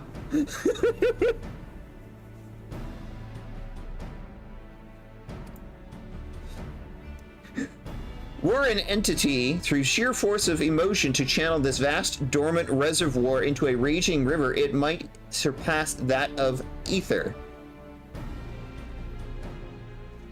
But if our star is so replete with ether, said entity would need to be outside its influence to effectively manipulate dynamis of the great expanse. Medion. Yep, that's her name. Or the Metea, rather. There's a lot of them. Or rather, the sorrow and suffering of fallen civilizations that she has been hoarding for millennia. 10,000 years. Untold anguish and fear and hatred drawn from every corner of the universe for a single purpose, the destruction of Atheros. Yep, and they're broadcasting it at us at an enormous volume. That's what's going on. There were these axolotls, and the women were like 20 feet tall. Oh yes, that was absolutely in her retelling about how the women were very, very tall. And she got to meet the goddess Sappho, the goddess of all lesbians.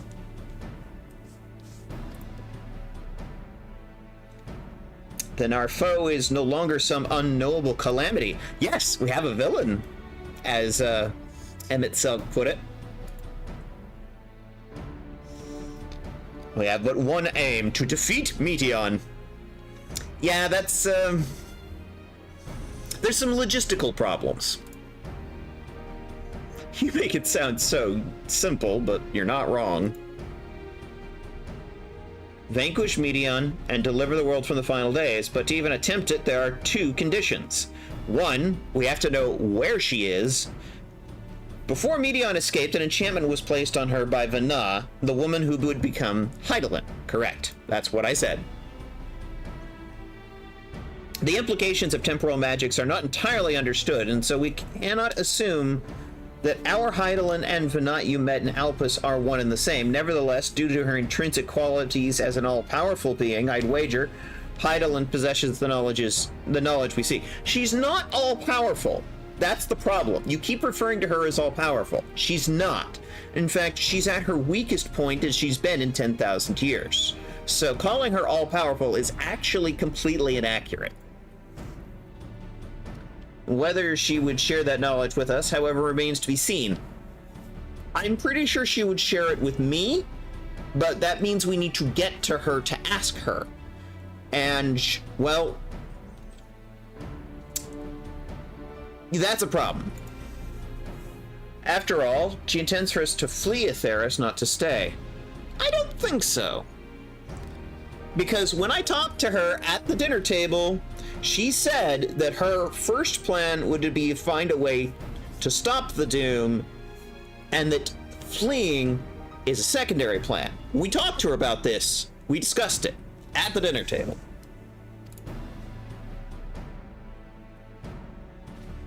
Do you suppose she abandoned her pursuit of Medion? Well, I don't think she could. She was as bound to Atheros as we are. The Venat we knew, the Venat I knew, would never give up.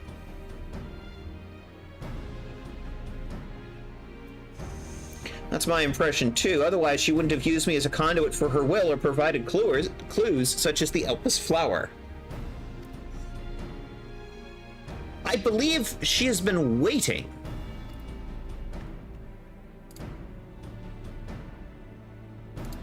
For mankind's answer to Hermes' question.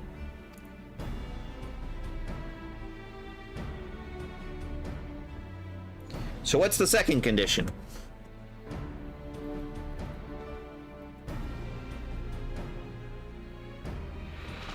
We must find means to reach Medion. Naturally, her chosen method will depend entirely upon who she has met, wheresoever she has made her nest. Blurg. Then communing with Hydaelyn must by necessity come first. We also don't have a means to get to wherever Medion is. Did you and Master Matoya have any luck with your investigation into the Ethereal Sea? Sadly not. Though we enlisted the help of Ironvold and other Echo-blessed allies, we couldn't so much as detect a whisper from her. Even from within the Anti-Tower. Master Matoya is of the opinion that in the years since abandoning it, the Forum has found some other way of receiving instructions from Hydaelyn. If so, it would be most likely some form of apparatus for observing the Ethereal Sea built closer to home. So probably in Labyrinthos.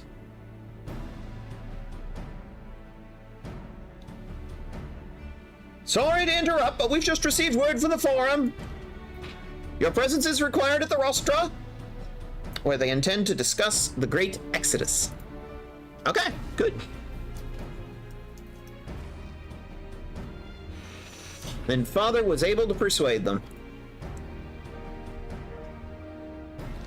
They're finally taking us seriously. Let's hear what they have to say.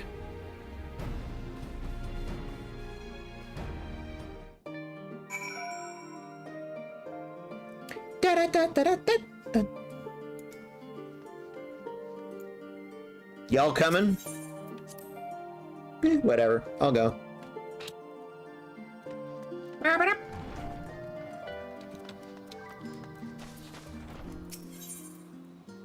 Rostra, here we go.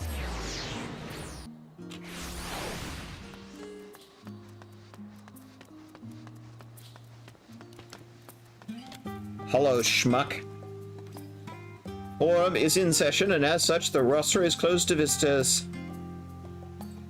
We were sent for. Oh, Signs of the Seventh Dawn? Very well, you must wait in the corridor. Of course, entry will only be permitted on the condition you leave your armaments at the door. Lest you forget, this is a sacred institution and holds rational discourse in the highest. Implements of war are expressly forbidden.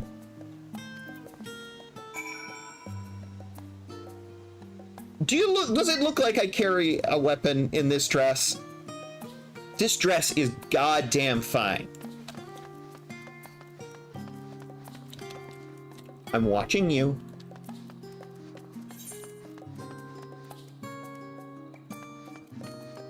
Looks like I can get to it from this side.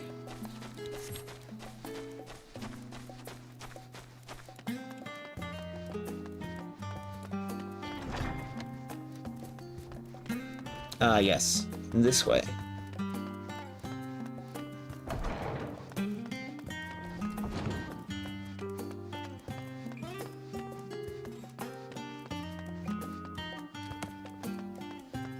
A weapon would just ruin the lines of this dress.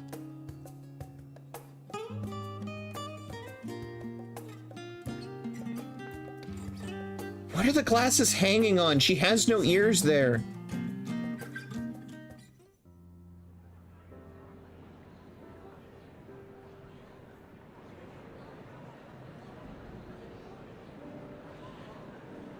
just always been something that bugs me, you know?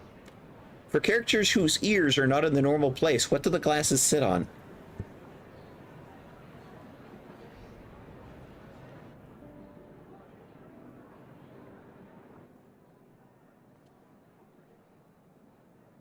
There is a matter I wish to raise with you before we enter.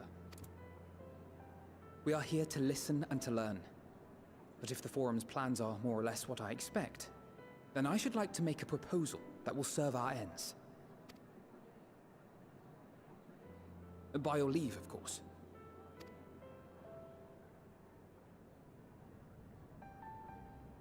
I don't see why not. Your words and wits have gotten us this far. Agreed. I will present our queries so that you may consider the most advantageous way to advance your proposal without distraction. Oh!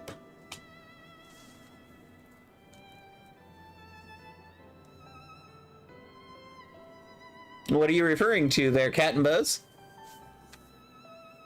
I assume you're not talking about my character, Hope. Thank you, everyone.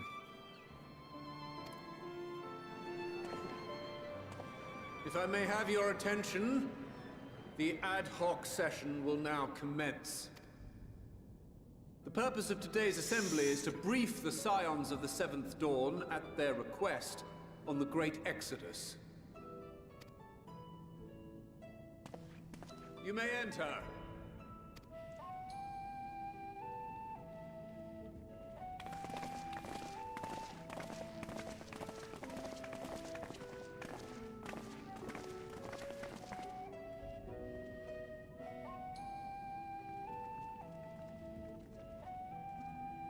Where's the bunnies? Where's the leopards? Ad hoc session? Like, how many hawks are we taking? I don't know, at least one. Because it's an ad hoc. I commend your heroic actions on the Magna Glacies. We shall not soon forget your service to us and the people of Radzat Han. How the glasses stay up? Exactly! How do they stay on? What's holding them up? Satrap, whom we have informed of the refugees' new arrangements, sings your praises as well. My best theory is magic. They're held up by magic. She's holding them up literally by sheer force of will. As an expression of our gratitude, we will endeavor to answer your questions as fully and openly as we are able. That'd be a nice change. Then let us begin. First, it is the Forum's objective to ferry the life and knowledge of this star to the moon. Am I correct? You are. It is for this purpose that Sharlayan has labored these many long years. We have collected biological samples and scientific records from across the star. When the time comes, they will be moved from their places in Labyrinthos and Numenon and conveyed to safety. Once that critical task has been accomplished, we will begin transporting the Sharlayan citizenry, which has been categorized into groups. The earliest arrivals are to ensure hospitable environs for those who come after. Following our people, we will send those of other nations in turn, beginning with our allies. Gravinga.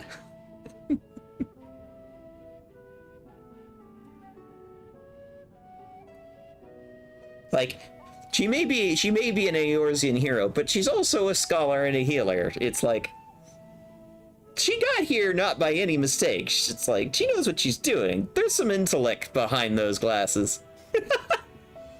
Radzat Han was foremost among these. But since the final days have already come to Thavnair, we saw fit to include the refugees with earlier groupings. An ambitious plan. You have accounted for the safety of all nations and tribes, then? As many as we can. How do you decide who to save? How do you decide who is worthy to be saved? And how, pray tell, do you decide who to leave behind? You stole a reading my mind. To journey beyond the sky is an unprecedented and immeasurably difficult endeavor. Introducing sources of inevitable conflict would condemn all to certain death.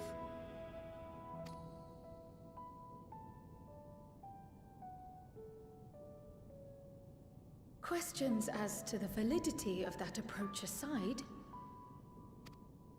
are your plans proceeding apace? We're under the impression that your primary means of celestial transportation is incomplete.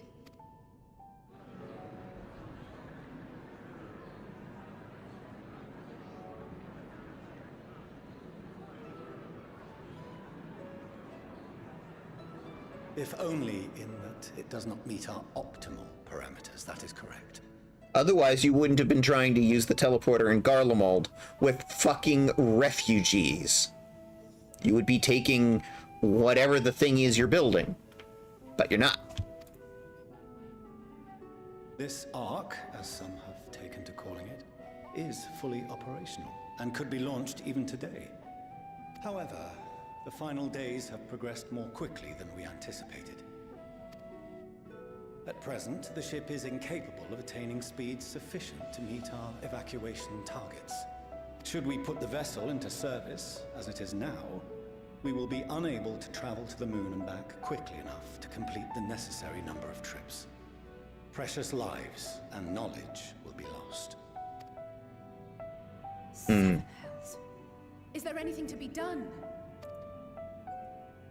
The ether burner, the primary means of propulsion once the craft is in the space between stars, is undergoing testing to determine whether it can be made more efficient. Though cargo is being loaded for the initial phase of the Exodus, we are prepared to continue our experimentation up to the day before launch, should it prove necessary.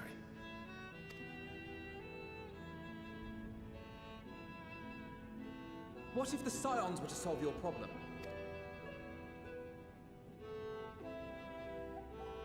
We shall help devise a means to improve the ether burner's efficiency, on 2 conditions. Can we If do we that? Succeed, you must allow us to meet with Hydaelyn.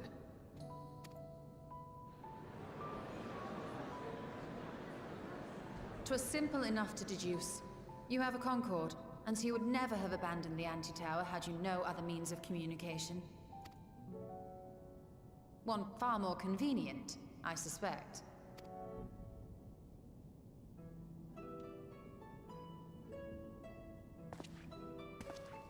The second condition, also to be met upon our success, is that we be permitted to propose another use for your Ark.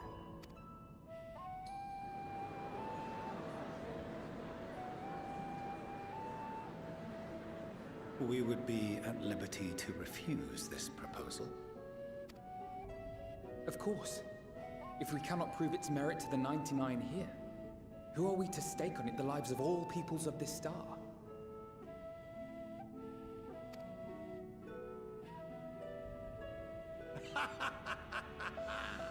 Delightful as always, Master Alfino.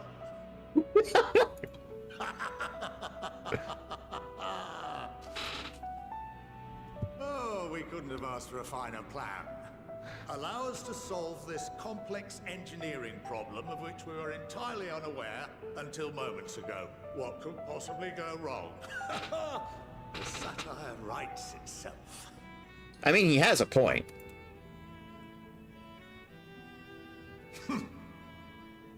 Yet, what field has not benefited from a change in perspective? When we are at wit's end, what we need is not the same dry theories recited ad nauseam, but fresh inspiration. We also have access to resources and other people that you do not.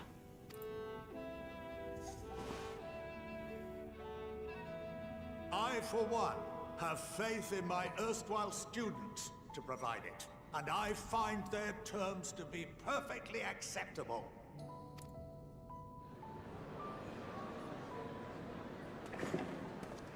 Order! Order! We have no time to waste on debate. I call a vote. All in favor of agreeing to the Scion's terms?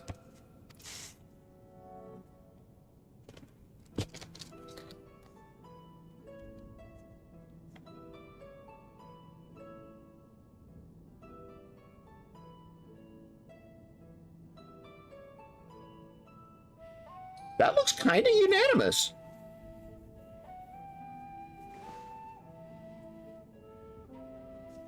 "71 in favor, 28 against." Okay, 75%.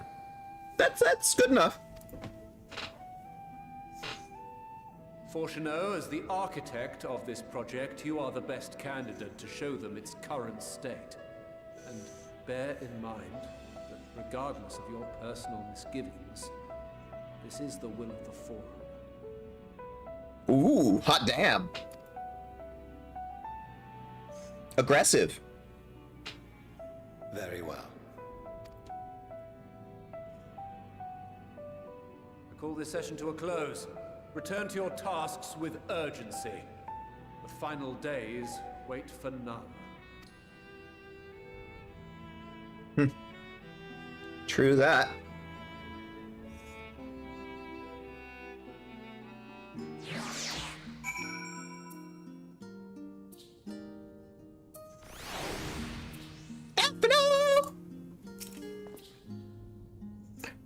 Sorry about not letting the rest of you in on my plan. I was admittedly thinking on my feet for the most part. No!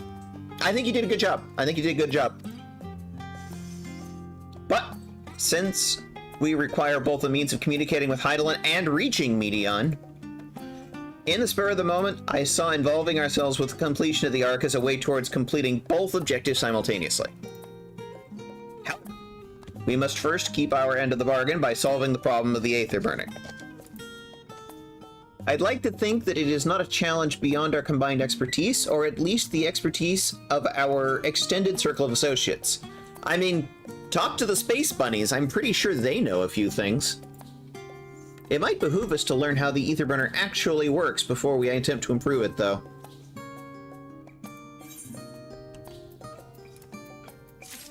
Are they gonna let us back into Labyrinthos? That's the question. Last I hear, they kicked us out. As instructed, I shall take you to see the Aether burner. Meet me outside the Archaeon. I trust you can make it on your own way there. If you let us in, last time we were there, you kicked us out for poking our noses in. So the Ark is being built in Labyrinthos. Hardly surprising. What else could conceal? Where else could they conceal such a massive undertaking?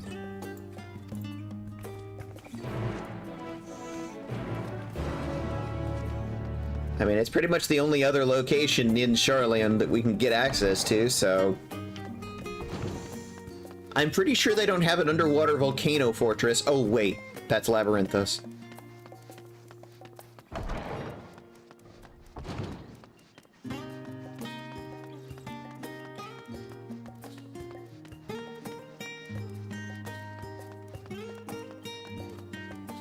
I trust you can walk manually all the way there without flying a bird or fast travel. I mean, I'm just gonna go to take the elevator, because that's how you get down there, is the elevator. Hi. Are you gonna let me in? Okay.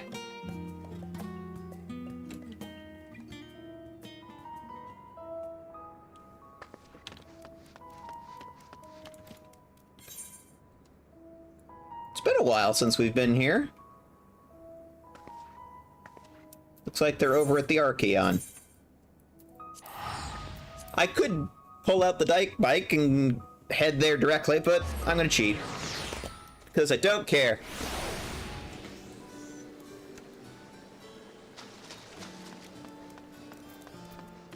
Why do you put a giant pool around the aetheryte?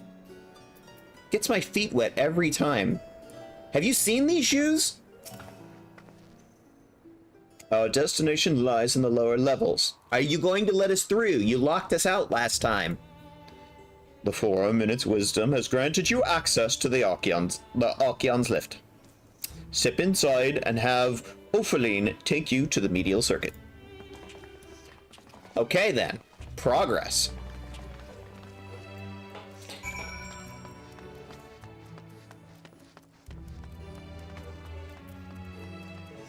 Archaeon Custodian.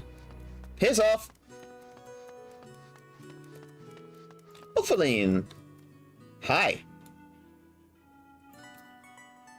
Pretty lady. You wish to use the lift? Yeah. Let's go. Pretty dusk white lady. Let's go. Hi. I sent your associates ahead to Logisticon Alpha on the other side of Miral Agronomics. Actually, there is something I've been meaning to... Never mind, it can wait. Let's attend to the matter at hand. Okay. Where are we going?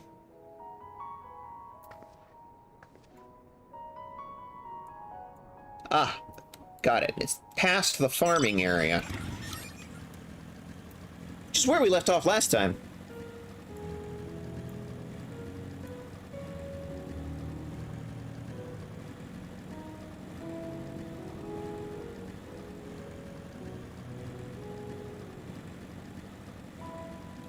Bees!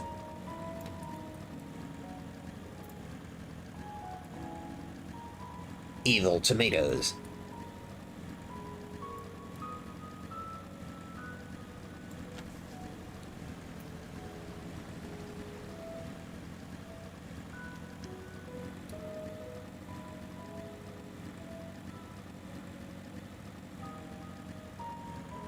Evil garlic. Piss off! I'm leaving.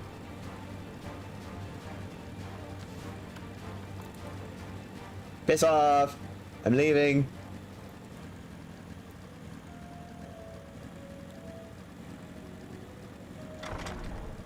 Okay, you gonna let me use the elevator?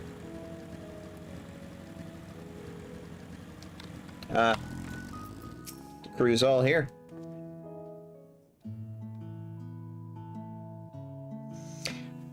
We ought to wait here while Father arranges us to use the next lift. Boring. Here being Logisticon Alpha, where the atmospheric conditions of Labyrinthos are regulated. Water is drawn up from underground and disperses vapor, simulating the formation of artificial clouds and rain. By manipulating the temperature and air circulation, they are able to create an ideal environment for growth and preservation of biological samples kept here. It's a pump. Hold on, how do you know so much about it? Father brought me here as a child. What, and left me behind? Actually, you're the one who left me behind. You went off somewhere with Grandfather. Night before, I'd been asking Father how clouds are made, so he decided to show me. It was fascinating. I peppered him with questions the entire time. 'Tis all too easy to take for granted the many interweaving aspects of the natural world, to grow inured to the wondrous. By having gained an understanding of complex mechanisms employed by the Loporrits in creating a similar environment, I've come to view such a process in a new light. The subterranean gardens of Labyrinthos, the lunar prison forged to contain ancient Zodiarch, the habitations built for all mankind beneath the moon's surface, each unique yet undeniably similar. 'Tis no mere coincidence. Boring.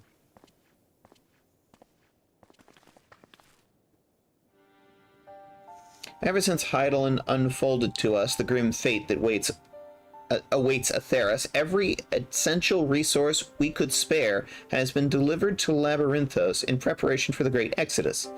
But that is not all. It is also a testing ground for technologies that will allow us to settle on distant stars. Yes, indeed. Great Scott, indeed. Though the Loporrits have endeavored to make the moon habitable, that is not our final destination. Mankind must learn to propagate life where there is none, to thrive where all is barren. Alas, time is not on our side. I have arranged for you to enter the central circuit. It is there most of our preparations for the Great Exodus are carried out, and the construction of the Ark among them. Though our plans have been made public, access remains highly restricted. However, you will not be subject to said restrictions and will have free reign to come and go as you please. Such is the will of the Forum. We will prove ourselves worthy of their trust. Your trust.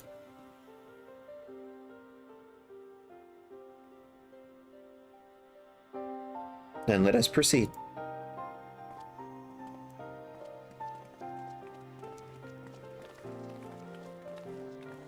Not gonna arrest us and throw us out again? Yes, I still remember that.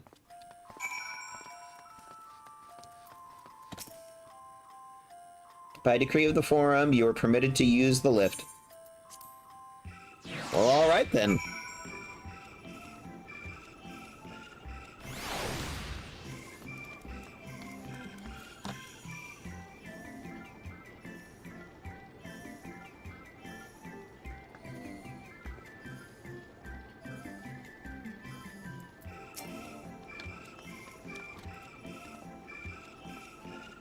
The ether binnery is being constructed not far from here. Overseeing the work is Kakol Dungol, after whom the forge is named. Once the necessary introductions have been made, I shall leave you with him to discuss the particulars. This way. Well, let's go already. Time waits for no one. This expansion really does have the let's go live on Mars problem. Yep. Alright, we're going to have an ad break here in 3 minutes. And I'm going to attempt to make this a regular thing, where whenever the ad break comes up, we take a 5-minute break. This is for two purposes: everybody to self-care, and to let the ads play in such a way that nobody misses anything. I've been trying to learn from Luna. But, you know, don't tell her I said so. See you in 5 minutes.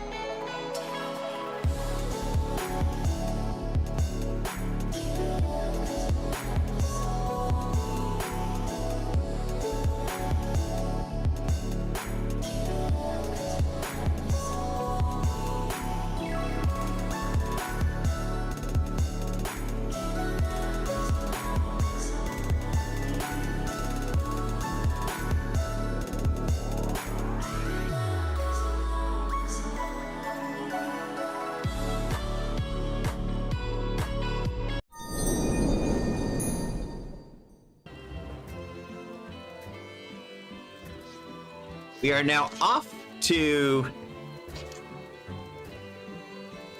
You know, I actually really like this part of the story. I mean, there's only like really one part of the Endwalker story that I actively despise, and that's the Garlemald section.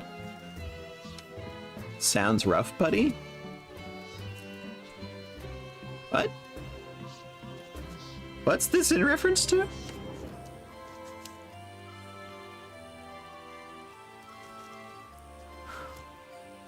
You lost me there, Captain Vose. I'm sorry, you lost me there. Anyway.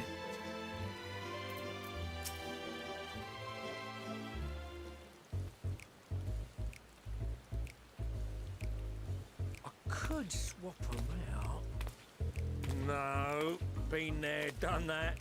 Down there, lost me eyebrows. Think, Coco, think! We'd be well on our way to paradise. Visionaries patting themselves on the backs for their grand accomplishments if you'd only think! Yes, that does sound rather lovely. Yeah! I mean, Master Force, you know, what a pleasant surprise. We're not blasting off already, are we? The schedule remains unchanged, for better or worse. Which is why the Forum has elected to accept assistance in resolving the Etherburner conundrum.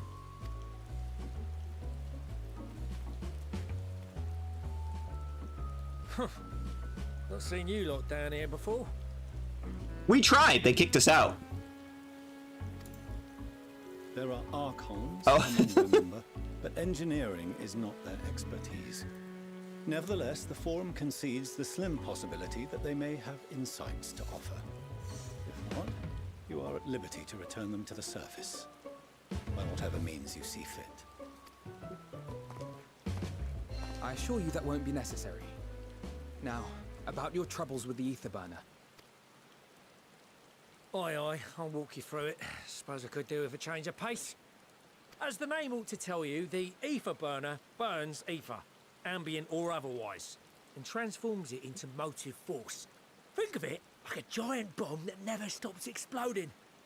Yeah, I get how a rocket works. Even out in that black void where the ether's right sparse, it's strong enough to move our arc. And it probably won't kill you like an actual bomb. Probably. But it ain't perfect. According to my calculations, to travel to the moon and back fast enough for the Forum's liking, the conversion rate needs to be 6% more efficient. A measly 6%, you say? But if I could have squeezed even another 0.6 out of it, don't you think I'd have built it that way in the first place? Hast thou consulted with the Loperites? Yes, they too are conducting their own research, for lack of a ready answer. The moon's propulsion systems are considerable, naturally, yet they are commensurately massive. It is no easy feat to convert their technology into an efficient means of propulsion for a teeny tiny toy boat, as they say, and as I most certainly do not. Who the fuck called it that, huh? Yes, exactly! Damn it all, I asked for refined adamantite and they send me uppity rabbits with inscrutable, ancient, incompatible technology! You're trying to drive me mad! Wait. Refined adamantite? Do you speak of Allegan refined adamantite, perchance? You know of it? Only in the most general terms, I'm afraid. 'Twas an alloy of Allegan make, but the secrets of its production were closely guarded. As I recall, the record stated it was vital to Dalamud's construction and launch. Aye, that's the stuff. No material more conductive far as I know. Slotting some ends like blowing up a dam and watching the river of ether come rushing through. Ain't a living soul that knows how to make it though.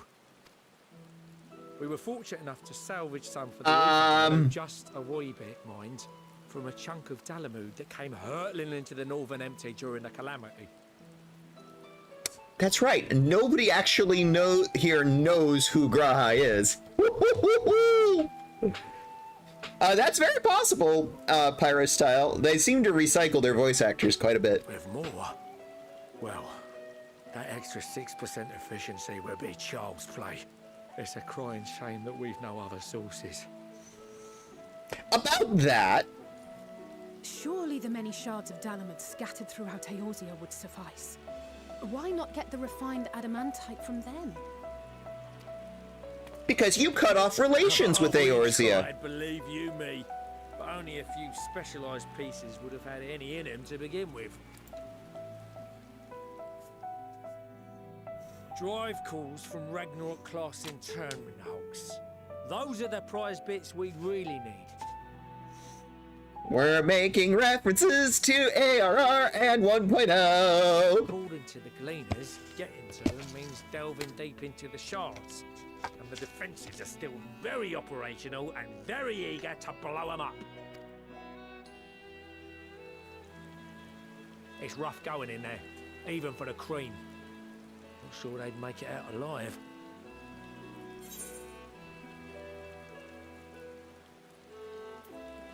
You want me to go and fetch the Whatsits?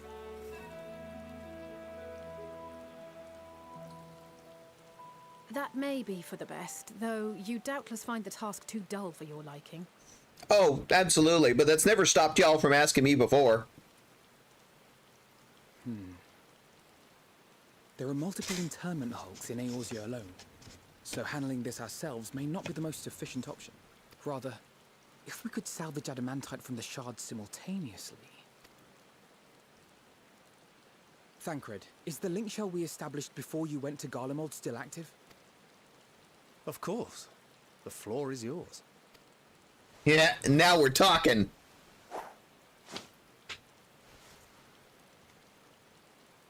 What's all this? Having friends, Fortuno. You might want to try it sometime. Gathering firewood, so to speak. We alone can accomplish little, but joined by others, we may yet build a bonfire to carry us heavensward. References to past content. This is Alphino. The Scions have need of you.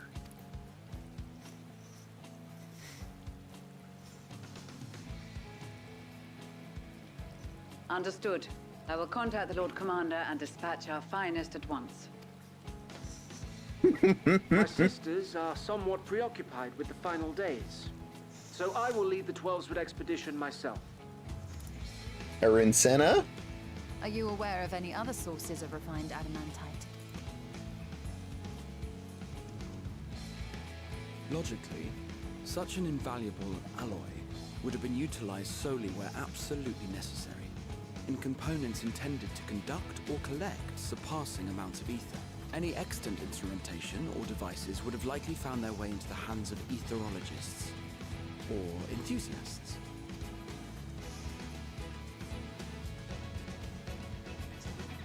Magical artifacts of Allagan design? The Eastern Alliance will send word to one and all. Are there other ways we may offer aid? No shards of the Lesser Moon scar our soil, but our stake in this cause is no less for it. Is there anything in Othard that might be of use to you? What did you say? Oh, you got friends in far places, lad. Yes. We've been saving the fucking world for years now. What? Right, you've been here, out of communication of everything. Got it. Never mind. Forget I asked. Anyway, if you're offering, I wouldn't say no to one of those Far Eastern sacred relics. Some of them can hold enough ether to summon a whole damn primal. Find a source like that with the ether burner, and 3, 2, 1, kaboom! This guy loves his explosions. I gather you heard his explosive enthusiasm. Might you secure us a suitable relic? It shall be done. I know little of machines, but I promise we will do our utmost to gather the materials you need to finish your starship. I am glad for the work, in truth. Better to busy oneself than wait and fret over disasters foretold. Then why are we all still standing about yapping? There's plunder for the taking. And I'm a born plunderer.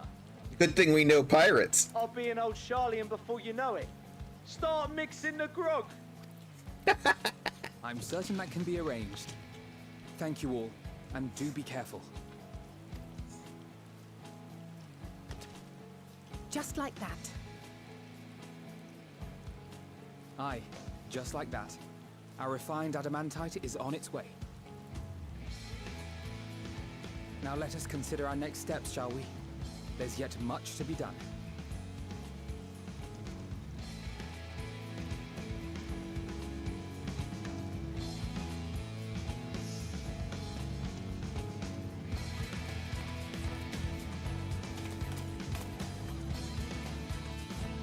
Dad's watching.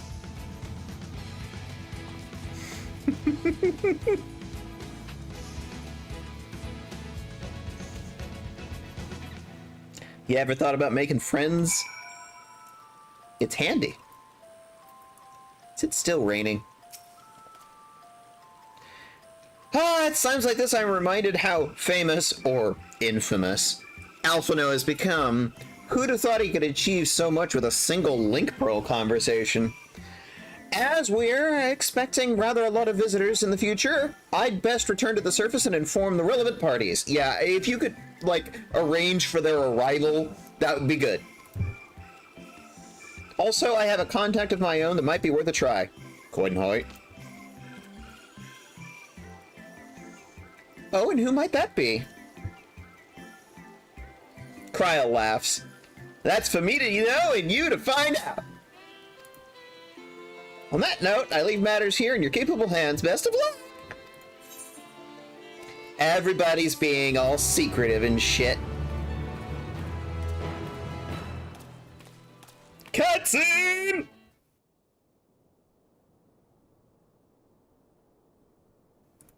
Meanwhile, in Ul'dah.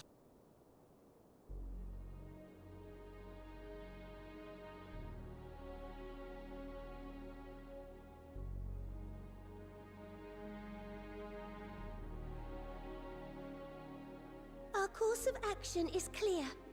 We must harvest refined adamantite from the shards of Dalamud and procure arcane relics of Allagan Make. Summon the best and brightest of our immortal flames and form an expeditionary party at once. Call upon the Sultan Sworn and Brass Blades for support as you must. Papashan, send word to the guilds. We will require the expertise of master artisans if we are to have any hope of identifying and recovering these elusive materials. Thiergeist, we have need of your stone torches. The music that's playing right now is actually from the Coils series back in ARR, which is the raids. But it's appropriate because that's literally where we're talking about getting these materials from. The Coils, which was the raid series back in ARR. They are to assist the immortal flames in scouring the ruins and to help secure the surrounding areas. I trust I can count on your support. As commander of the Stone Torches, my son Zimberk will personally see it done. Pippin, I would have you lead the raiding party. Assemble your finest, and with Tizona's blade, clear the way. Lord Lolorito, I pray you take charge of the search for Allagan relics. Surely you know of some being traded on open or clandestine markets, or sleeping in collectors' vaults. Of course, I ask not that you do this out of the kindness of your heart. By all means, profit on the transactions. I wish you the joy of it. The final days descend upon our world. If circumstances are truly as dire as they say, Ul'dah's best efforts may be for naught. And yet, when we Eorzeans rose from the ashes to rebuild our broken realm, did we not learn one simple truth?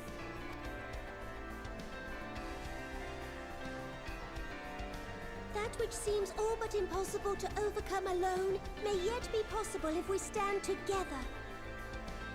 It was the Scions who united us then, and it is the Scions who call upon us now. Uldar will answer that call. We will summon our courage and join the fight for our world's future. You know your duties.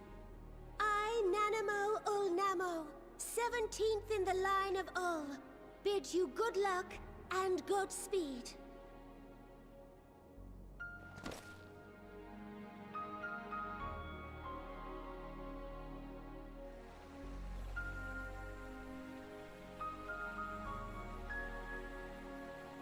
Meanwhile, in the Black Shroud.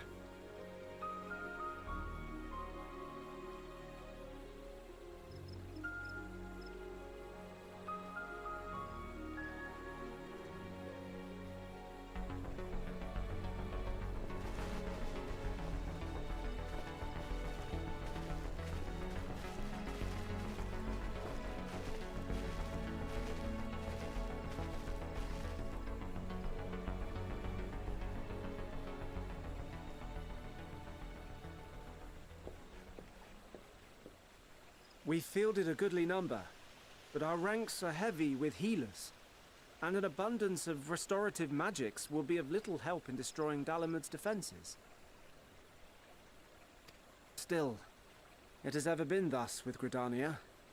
We must steel ourselves for a protracted engagement.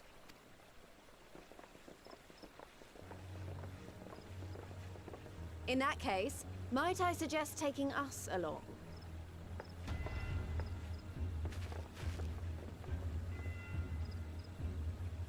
Commander Hext, what are you doing here?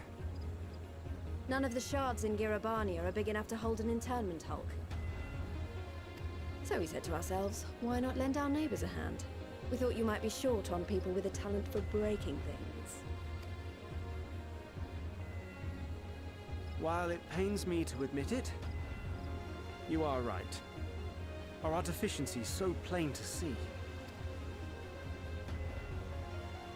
It might have been a lifetime ago, but I was once one of the Scions assigned to the Shroud. I know this forest well. I know your people. And I know we will be stronger if we fight this fight together.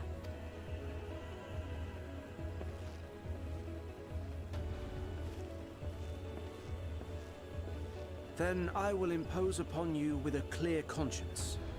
Come, let us speak of how to integrate our forces. Well, that gives us a new lease on the fight.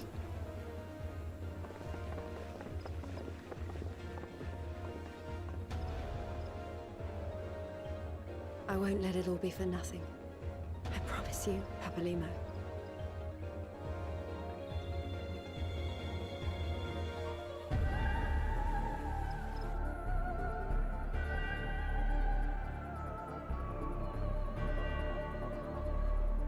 Meanwhile, in Kurthus.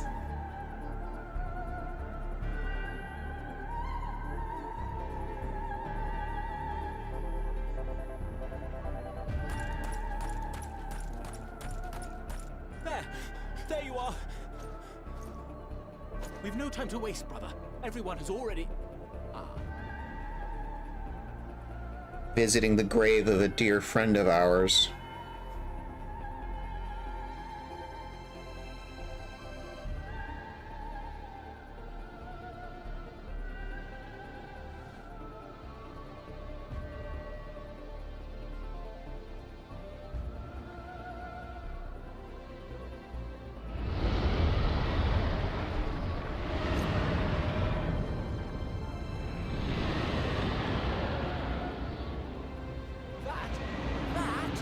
A roar! A dragon's roar!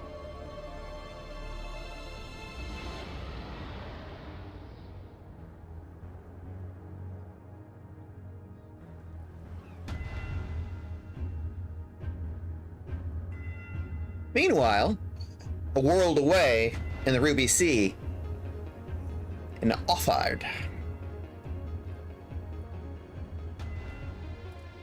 And so, in summation, the Eastern Alliance, as well as the Honorable Lord Lolorito himself, reached out to me for assistance in procuring these treasures of the divine, and I, in turn, do beseech the Confederacy for aid.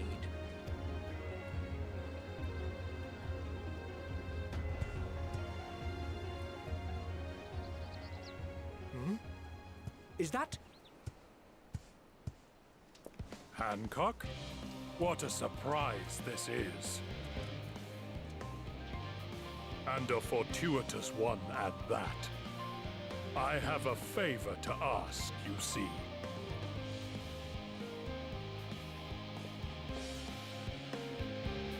Danger Noodle!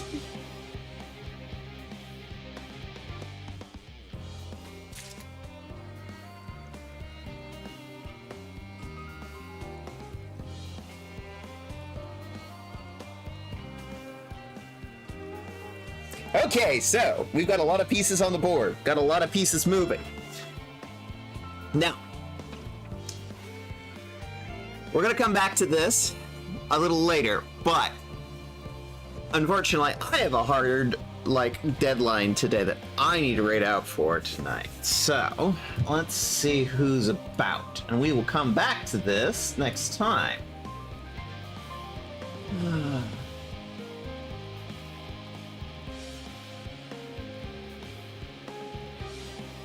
I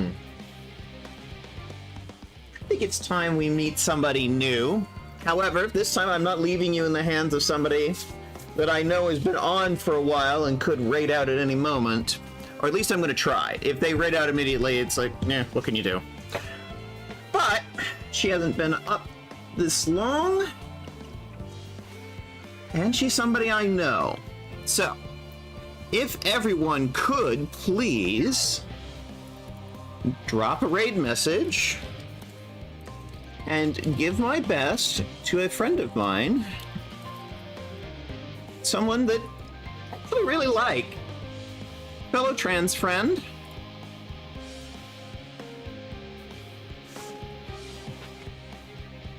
Let's get a raid message here.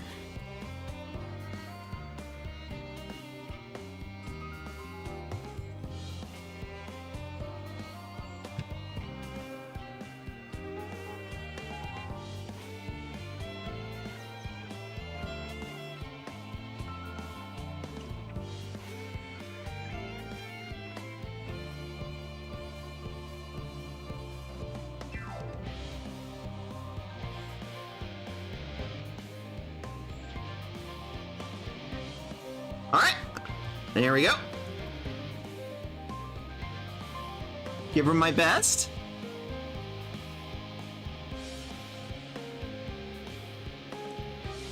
And I'll see everybody back here tomorrow, where we're going to be playing Pathfinder Wrath of the Righteous. Take care of yourselves, take care of each other, take care of the planet. See you tomorrow.